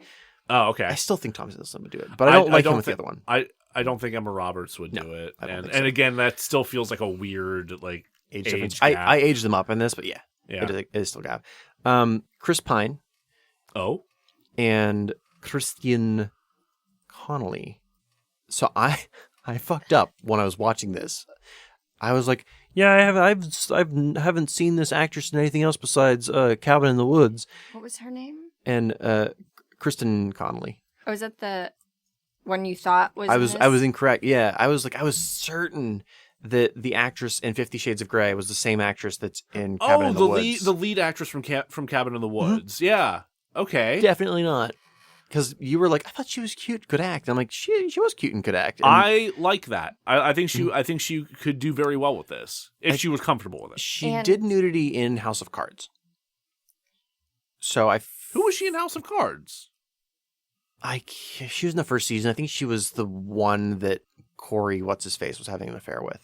I think It's been a so while long since I watched that fucking show. I just. But she's in it. I think she's a great actress. I would love to see her in more films. She's done a lot of TV. And then Chris Pine is another one that's a little older. Mm-hmm. But I just want to see his dick. What? I can't argue with that. I mean, that's fair, but it was such a weird cast for me. What? Chris Pine and as Christian Grey, yeah. I like Kristen Connolly a lot. Mm-hmm. I would go with her. Yeah. What do you think about Tom Hiddleston and Kristen Connolly? I could get behind that. Okay. I still feel like Tom Hiddleston and Emma Roberts would give me a more interesting film. I like both their performances, but I also at the end of the day don't care, and I stand by that. I wish this would have gone with the same level of campy as Cabin in the Woods. I think camp would have been great for the this very movie. next thing I was going to talk about, actually, was themes. And within themes, I wanted to have, like, I don't know, a sense of humor about what's going on. Like, this movie took itself so fucking seriously. That is one of the biggest failings of it, I think, because the book actually does have some of a sense of humor. Really? Yes. Okay. Yeah. Like book Christian is actually kind of playful, and like he sees some of the humor behind like their interactions and what's going on, much more like. But a lot of it's conveyed through like chapter long fucking email exchanges. That's like Dracula, the classic. Yes, Dracula. how that is like nothing but telegraphs. Or, Yeah. And the audiobook version is actual Morse code. No, it's... You have an email from Dracula. You've got mail. New title. Can you imagine Subject line. How are you? Mid-90s remake of Dracula? Exact same thing, but just like... Because the Dracula's just like letters sent back and forth. That's how you're reading it. But emails. Oh, so it's not like the coloring book I had as a kid that was steamy that Jack has mentioned that I've brought up a few times. But I had like a steamy coloring book with like this like really kind of like scandalous hot scene between like Dracula and Mina. And yeah, sure. And it just like disappeared. And I was like, did I do something like 13-year-old, like, or not? I had to be younger than 13, but like, which makes it weird. But I was going to bring that up earlier when you're like, yeah, my mom didn't really censor me from books. And I was like, except for that one coloring book that was steamy and magically disappeared. It was either her or it would have been my grandma. Yeah. More likely my grandma. I've been like, for years, I'm like, I should find that coloring book for like a Christmas or birthday gift. That's a great idea. I but would I'm like, pee with I don't know, like, I would have to buy so many Dracula coloring books to figure out which one it is. Just get this giant box of all Dracula coloring books that like at least came out in the like mid like 90s, late 90s, early 2000s. It doesn't matter. Anyway, this would have a little bit of camp, not like full camp, but like Secretary has a sense of humor. Yeah, and that makes the characters likable. Whereas 50 Shades doesn't. A little bit would have gone a long way here. like does the butt plug do what it says on the box? Yeah, that would have been so good. Like when she asked like, "What's a butt plug?" in the movie, like I texted Jack and was like, "Did she really just fucking ask that?" And there's moments of that type of humor in the contract scene, and I'm like, "Oh, this is the one scene where I like kind of like you both because you have a personality, both being, even if not intentionally funny, it's still funny." Yeah, because he's like, "Are you sure about the fisting?" I wonder. that was a pretty good question. I wonder now in retrospect if it was because they said they did a lot of laughing on set. Was did it they just get all the laughing out? They got the giggles out too much in between takes. So they're just like, like, was that their actual reaction leaking through as they're They having actually this could scene? be. Recorded the rehearsal of the scene and kept it. Yep. Directors do sometimes. And this is very frustrating. Bret Easton Ellis wanted to write the script. Bret Easton, wait, like American Psycho, Bret Easton Ellis? Yes. That's kind of weird. So I hired him for my version. I don't know how I feel about that. Yeah. Like, I mostly because of... Wait, American Psycho? Yeah. Huh. For those who are not movie nerd buffs. well, but he wrote the book. He wrote the book. Book buffs. He also wrote Less Than Zero. And there was the movie that I was like, oh, I could see him doing this for. The Rules of Attraction? Yes, thank you. He wrote Rules of Attraction, which Interesting. is not... It deals with like sexuality in college. Sure. And a lot of it is not great because bad things happen in college. But there's also moments where I'm like, okay, like this could be hot. So maybe like a more at this point like a more mature, like learned Bret Easton Ellis. Yeah, which like in 2015 ish he would have. Interesting. And if nothing else, couldn't be worse. Yeah, it'd be tough. Like it could be worse, but it would be really hard to be worse. And then for the director, I hired Patty Jenkins to kind of keep Bret Easton Ellis on track. Okay, I like that. I like that dynamic right there. However, she did direct Monster. She did direct Monster. Which- that's right. She also directed Wonder Woman 1984. Yeah. She directed the first one too. Yeah. Monster's a very good movie, but it's also about Eileen Wuornos. Yeah. Who was a serial killer. Maybe shouldn't have a movie made about her. Just Excellent movie. She's hard to maybe watch. going to direct Rogue Squadron. Is she or did she drop out of that? She might have dropped out of that. I'm not 100% sure. The state of the Star Wars universe right now Who is the in such fuck knows? flux and nebulous bullshit that I don't even know anymore. Oh, also, we buy the rights to E.L. James and kick her off the fucking set because that's how Hollywood works. Yes. We bought your book. We bought the rights to the book. We didn't buy the rights to you. Get the fuck out Sorry. of here. You said we buy the rights to E.L. James. And then yeet her into And the eat her ocean. into the ocean. Oh my I god. said what I said. We have E.L. James sign a very specific release that she's obviously not going to read, and every day she is led into the basket of a trebuchet. Just Some things I wanted to explore and themes are shame, conforming to social norms, conforming to family norms, and sexual awakening. Oh, it's kind of like all of that's kind of in the original text a little bit, and largely disappears in the film. For more, we had to make room for titties. I mean, that's what the unrated cut did. Made for room for. Actually, I should say no. It made room for titties and more crying.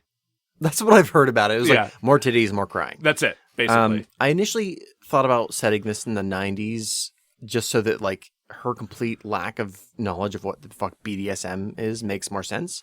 You know, when the internet was still young, but also then I've been watching the X-Files and like seeing Scully's various 90s hairdos is making me sick. And I don't know if I want to watch a BDSM thing from the 90s. Like I've seen 90s porno and it's...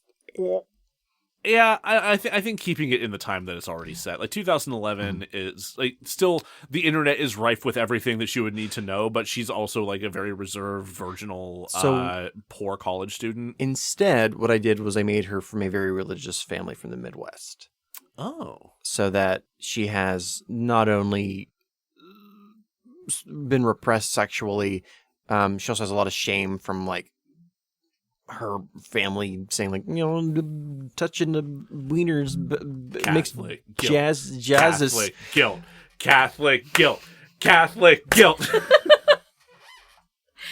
Things I didn't know I'd be chanting today or would cause a spike in Most the audio. suggested Olivia Wilde for director. She did Booksmart.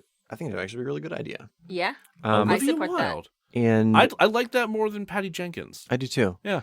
Olivia Wilde, you're hired. You're hired, Olivia. Some other things I changed. I moved Christian up to his early 30s because he's a big boy businessman, and being 27, I'm like, what? Yeah. Shut the fuck up. Child prodigy billionaire. Right. I also made it so that like he's not the head of the company, but he's like on the board of directors. So, but his father is the head of the business. So he has all this pressure to conform, to live up to his father's bloody, bloody, blah, blah, blah. And nepotism. Yeah. Aha. Can we put her in grad school rather than undergrad? Don't spoil it. I'm sorry. I also, so like the abuse, not hot, steamy subdom shit that happened with his mom's friend has made it really hard for him to maintain a socially normal relationship. Okay. She did not, this is a big change, she did not teach him BDSM. Mm-mm. I don't like that. I don't like that they're like, oh, he was introduced to lifestyle through sexual abuse. Yeah. No. By a child molester. By a child molester. Yeah. You don't fuck 15-year-olds. So that happens. He finds that the only way he feels comfortable expressing his sexuality is through BDSM. His mother is still friends with that woman, and she works in the business. Oh, okay. Okay. So they're still kind of like they're framed as like business partners. Okay. In the actual text. Okay. But but I guess with the way this is framed now, that kind of keeps that element a little like that I think was lost in the film. Yeah. It is, and he doesn't have the like whimsical memory of her that is a present. I mean, he fucking shouldn't. He shouldn't. Yeah. He feels trapped.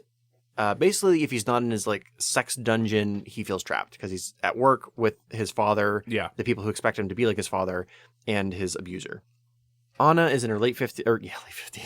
How do you like that? Played by Helen Mirren.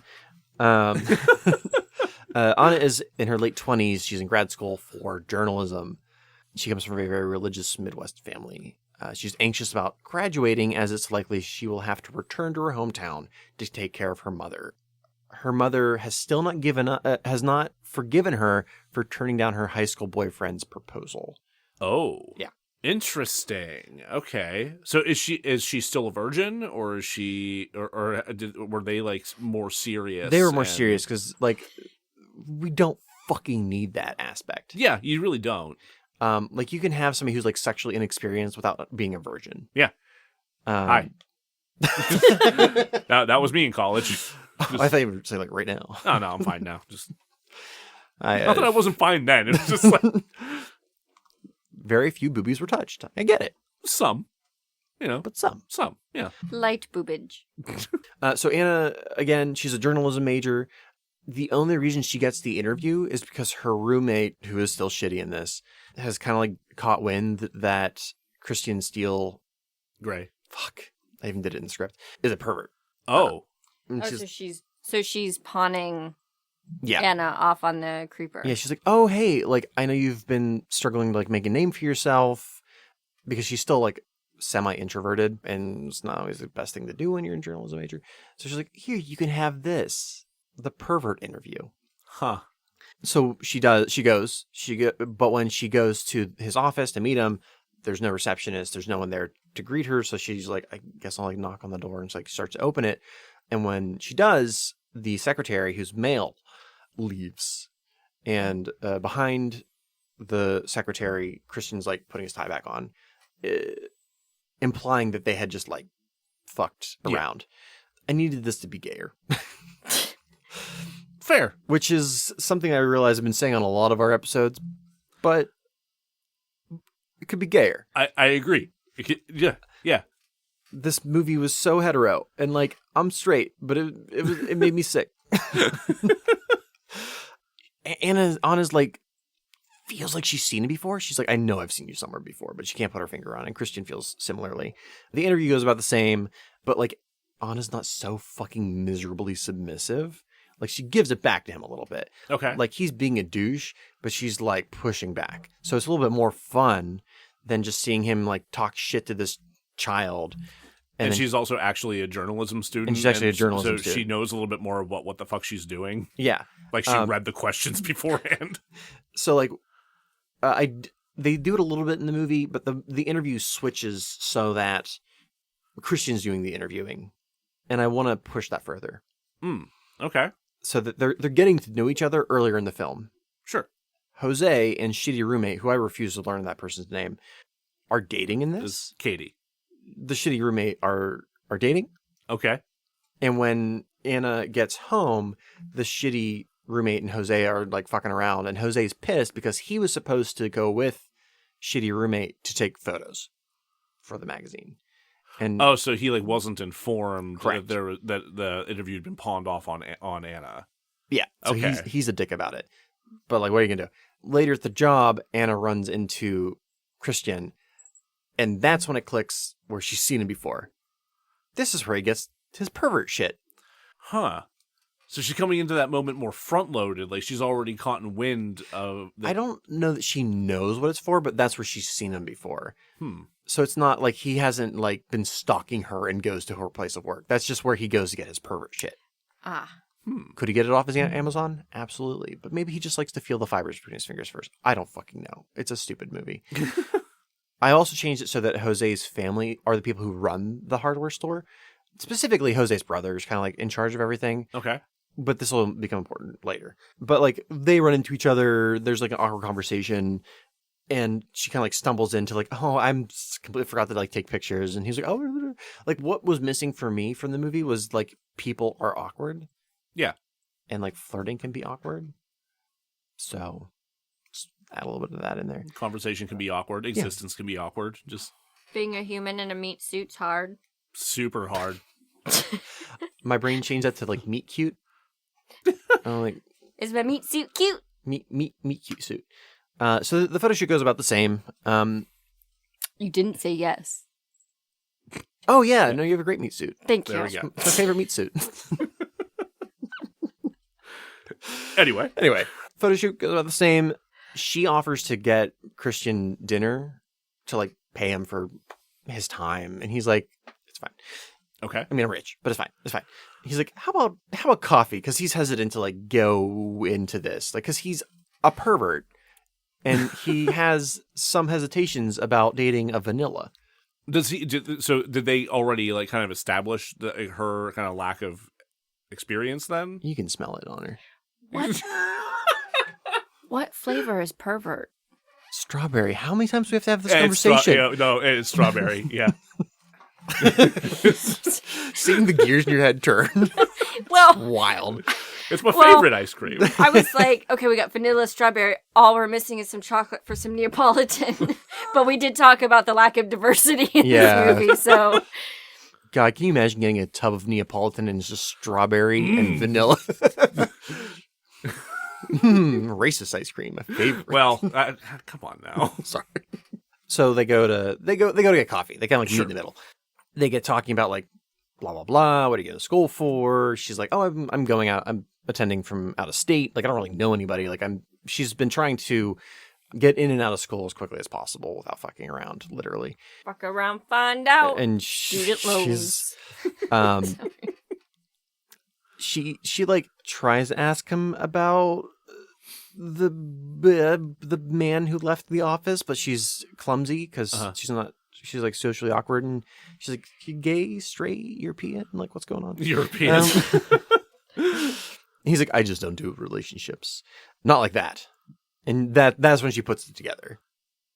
When she's like, the stuff at the hardware store, the boy toy at the office, you say you don't do relationships like that. And she's a little disappointed by this. She doesn't like outright judge him as like some creep. And she's like, could you be persuaded?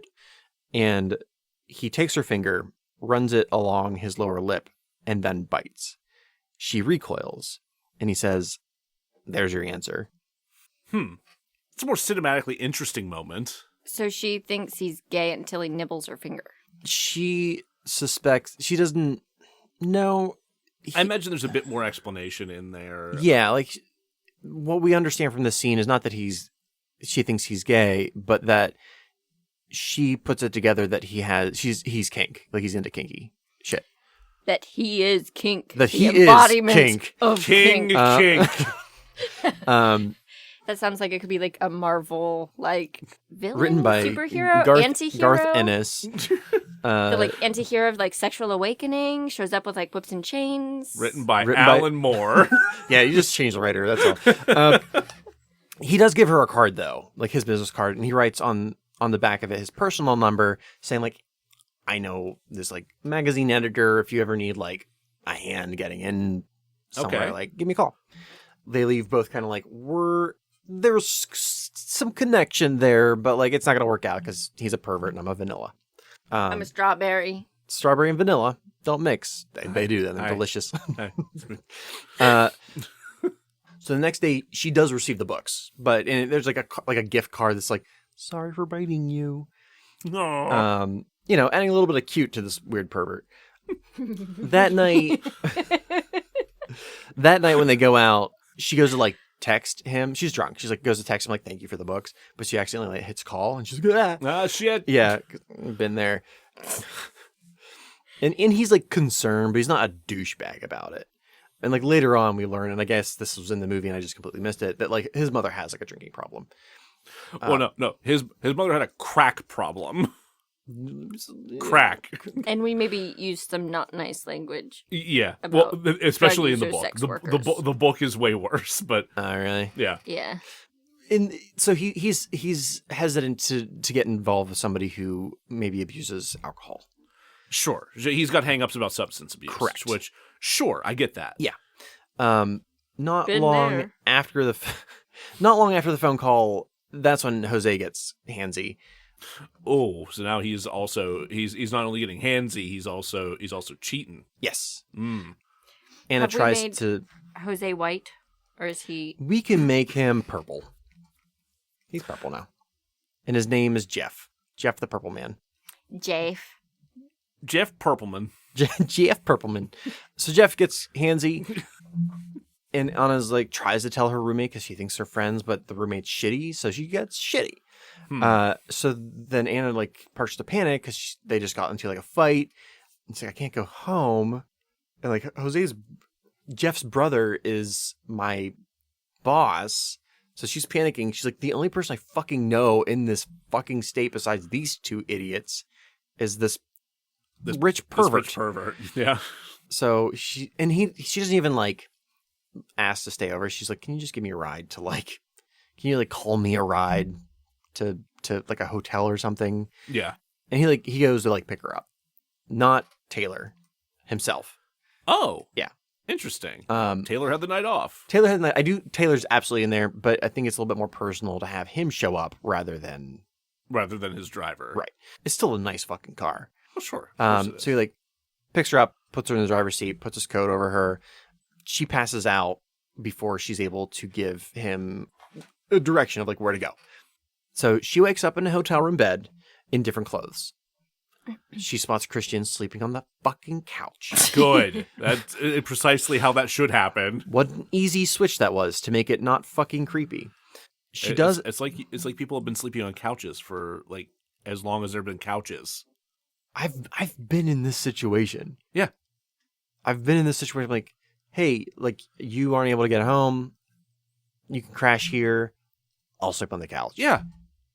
I've done that for people. Like that is not a hard thing to do. I've also been in the reverse where I'm like, yeah, I've also been that drunk idiot. And they're like, there's the floor, fucker. Thank you. Oh God! Remember the days where you'd like go to somebody's house, you didn't even like know them hardly, and you'd end up like sleeping on their dirty ass floor. Yeah. Oh, college. The New Year's Eve party before I met you, well, it was a real bad one. And Caleb for making a martini, I passed out on his floor with a dinner tray as a pillow. Comfy. It wasn't bad. Anyway, so she wakes up and she's in different clothes and she starts to panic. Yeah. And he's like, no, it's cool. I mean, it's a little weird, but I paid a cleaning lady like a small fortune to like help you out of your clothes. I like that. That's a little more considerate. Yeah. But also very weird for everyone involved. Right. He's like, you were in puke. You were not wearing a hole there. Mm-hmm. Your clothes are folded and nicely cleaned. because rich people have things at hotels. Yeah, Of course. but like still, she's like, I can't go home yet, and I can't go to work. Like I don't know what I'm supposed to do. And he's like, you can stay at my place. Like I'm never there. No one else is ever there Except Taylor, who's except for everywhere. Taylor, who's everywhere. Is Taylor just the Alfred? Basically, yeah. And this is where we kind of like deviate the most from the story, Okay. wherein Anna starts to crash at Christian's place, almost like Beauty and the Beast style, where he's like, "You can go anywhere in the castle Except there. Except the East Wing. except the East Wing. Except my playroom. That's where I keep my models." It's my miniature painting set up. It's very specifically organized. I know where every brush goes. Do not touch. For folks who can't see, I'm just staring at Jack. You are allowed to come in. You're just step carefully. That shelf isn't very stable. It's not very stable. Don't like walk over there. Just like be careful. Every morning, Bushy comes in, rubs her fucking face on it, and knocks over Winston from Ghostbusters. Oh, that's just rude. It's always him, and I'm like, it feels personal, Bushy. Anyway, so like in the course of her like being forbidden to go there, and like them kind of like living near each other, but also being awkward human beings because he's still trying to like not be a fucking creep. Yeah. But they like clearly have tension. They start to build a relationship. They do end up like making out in the fucking elevator. Okay.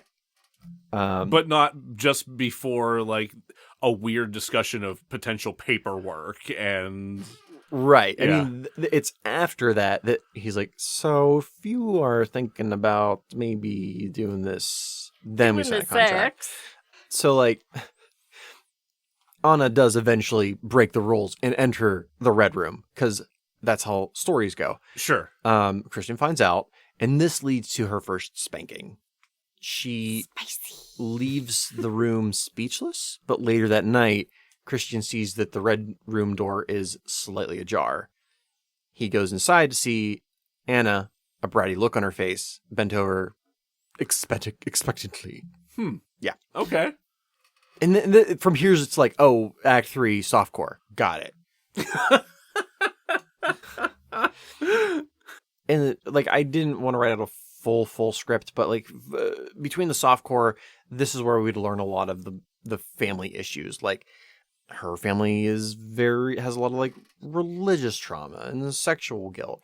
I imagine that would kind of come out as like they're approaching her grad school graduation and she's like getting in touch with them, trying to figure out who's coming to what, and arguments ensue. And I think that like her family does come into town so they can have that confrontation rather than them not, which is like the excuses. E.L. James, you want to raise the stakes, not lower them. Yeah, like the excuses for her mom and Bob, I think was his name. Yeah. Not coming. I don't think it's really covered very well in the movie. Isn't he like sick or something? He broke his leg. Okay, so they do cover it. Okay, yeah, that's basically what happened in the book too. Is like he injured his leg, and for some reason that means he can't travel. And for some reason, him breaking his leg means she can't travel. Yeah. Is she written as like a shitty mom in the book? Not shitty, but like more concerned about the D than. Kinda, yeah. Like gotta get that Bob D. She tends to be more preoccupied with her man than anything else. Because she's like on her fourth husband. I remember that and being an unnecessary detail. Yeah, no, she comes to town with Bob. She can still be interested in Bob D, but like Bob D. when Anna's like, oh, who do I take to this dinner? Can't take my friend or my friend's boyfriend. Because they're all terrible. And somehow hijinks ensue, in which leads Christian to being there, which then makes it super tense because her mom has weird religious issues, and then vice versa for his fam. Ooh, does she show up with like a hickey? Yeah, that'd be good. Just like a plain fucking hickey. And her she winces as she sits down. Or she got has the hemorrhoids acting up again. Or she I got some preparation H out in the car. Bob, stop it. Or she has the like rope marks across her wrist. Oh, the tie imprint. Uh-huh. Sure. Sure. We're writing this. We're ready for the kinky shit. Last paragraph. Anna does sign the fucking contract, but it becomes clear that all Christian wants is to have a subdom relationship. And she begins to break down, thinking that a subdom relationship is only about being hurt. She has Kristen flog her. And then after that I have ending? Oh, because we're ending on a cliffhanger for books 2 and which 3. we don't do here. So I don't know what the fuck to do. I mean, I have no intention of watching or reading any more of this. Would you like to know? Would you like to know the spoilers? Actually, yeah. Go Sure. ahead and spoil the shit out of them. They fall in love and get married, and she accidentally gets pregnant because when they travel on their honeymoon, she's taking a birth control pill versus an IUD. And so with the 12-hour time change... They kind of foreshadow that in the first book because she starts on the pill, but she starts on it while she's in Georgia. So when she gets back to fucking Seattle, she's like, "Oh, the times are weird. I gotta get used to that." Because they go to, like, Greece or somewhere, and, like, there's some big time difference. And then, because he's like, but, we get married, but absolutely no kids. And then they have kids, and then they build this big, beautiful house and live happily ever after. That's predictable as hell. Do they still do kink shit? Yeah, they have an entire room still that their kids aren't allowed in. I think they have multiple children's. You know what? Fuck them. Fuck E.L. James. Fuck Chris Steele Grey Dom. No, leave Chris Steele out of this. He's all sorry, right. Chris Steele. No, you're right. You're right, bud. She leaves, gets back together with her high school boyfriend, gets fat, has 6 kids, is miserable for the rest of her life. He drinks himself to death 6 months later. Wait, this is 6 months? Hold on. Well, he dies 6 months later. She. I don't like this. Okay, so he drinks himself to death 6 days. 6 days. Days. He goes on a fucking bender with Ben Kissel. Just tries to keep up with him. Mistake number 1. No, you're done. Nope, You're not done. Not done Yep, yet. you're done. This I fucking hate this. movie's yeah. I do You were too. fixing it. I killed I them. was- The end. I was so into it. Who are you? George R.R. Martin? Nah. No. No, George R.R. Martin would have them be happy and then one of them die. Oh yeah, no, they He'd go full Red Wedding on have this shit. makeup sex in the elevator, and then the cable breaks and they die. You know, they never did get around to that elevator sex. Yeah. I just want it to end. The end. It's done. No more ruining. We end with a cliffhanger. There's no sequel. Okay, fine. It's one of those movies that ends on a cliffhanger because they thought there was going to be a sequel, and there wasn't one. The fans write a bunch of fan fiction. It's circular. It's circular. The movie ends on a cliffhanger, but no sequel's ever made, so the fans make fan fiction about what would have happened. Oh my god. Is this like the Inception? Yeah. Inception of, like... Fanception. It's fanception. Where we just continue to write... More fan fiction upon fan fiction. And then the fan fiction written about 50 Shades of Grey gets turned into a movie called Twilight. Going Down an Elevator. Going down an elevator. The end. BeLinda, where would you like... This one got away from us a little bit, I think. I feel pretty good about it. BeLinda, where can people find you? On Instagram at BeLinda Bees, where B is... The Bees is B-E-E-Z-Z. Christ on a cracker. And my link tree is there where you can find all my shenanigans of the things I write about consent and healthy relationships and consent and boundaries. And porn. And porn. Multiple sections on porn. Your neighborhood perv. And you can find that at oldnewmagazine.com. Every neighborhood has a perv, and I just happen to live with her. You're welcome. So before we officially wrap up, there is something we need to discuss. Right. So we ran a poll. In last episode, we decided based on a disagreement on what the hell counts as a movie we're going to cover, that we were going to let you decide what we were going to actually cover for the season 1 finale, which is going to be our next episode. So I have 2 things to cover regarding that. First, I have a bone to pick with SurveyMonkey. If you use SurveyMonkey for surveys and you want to see more than the first 10 results that come in, you have to pay money.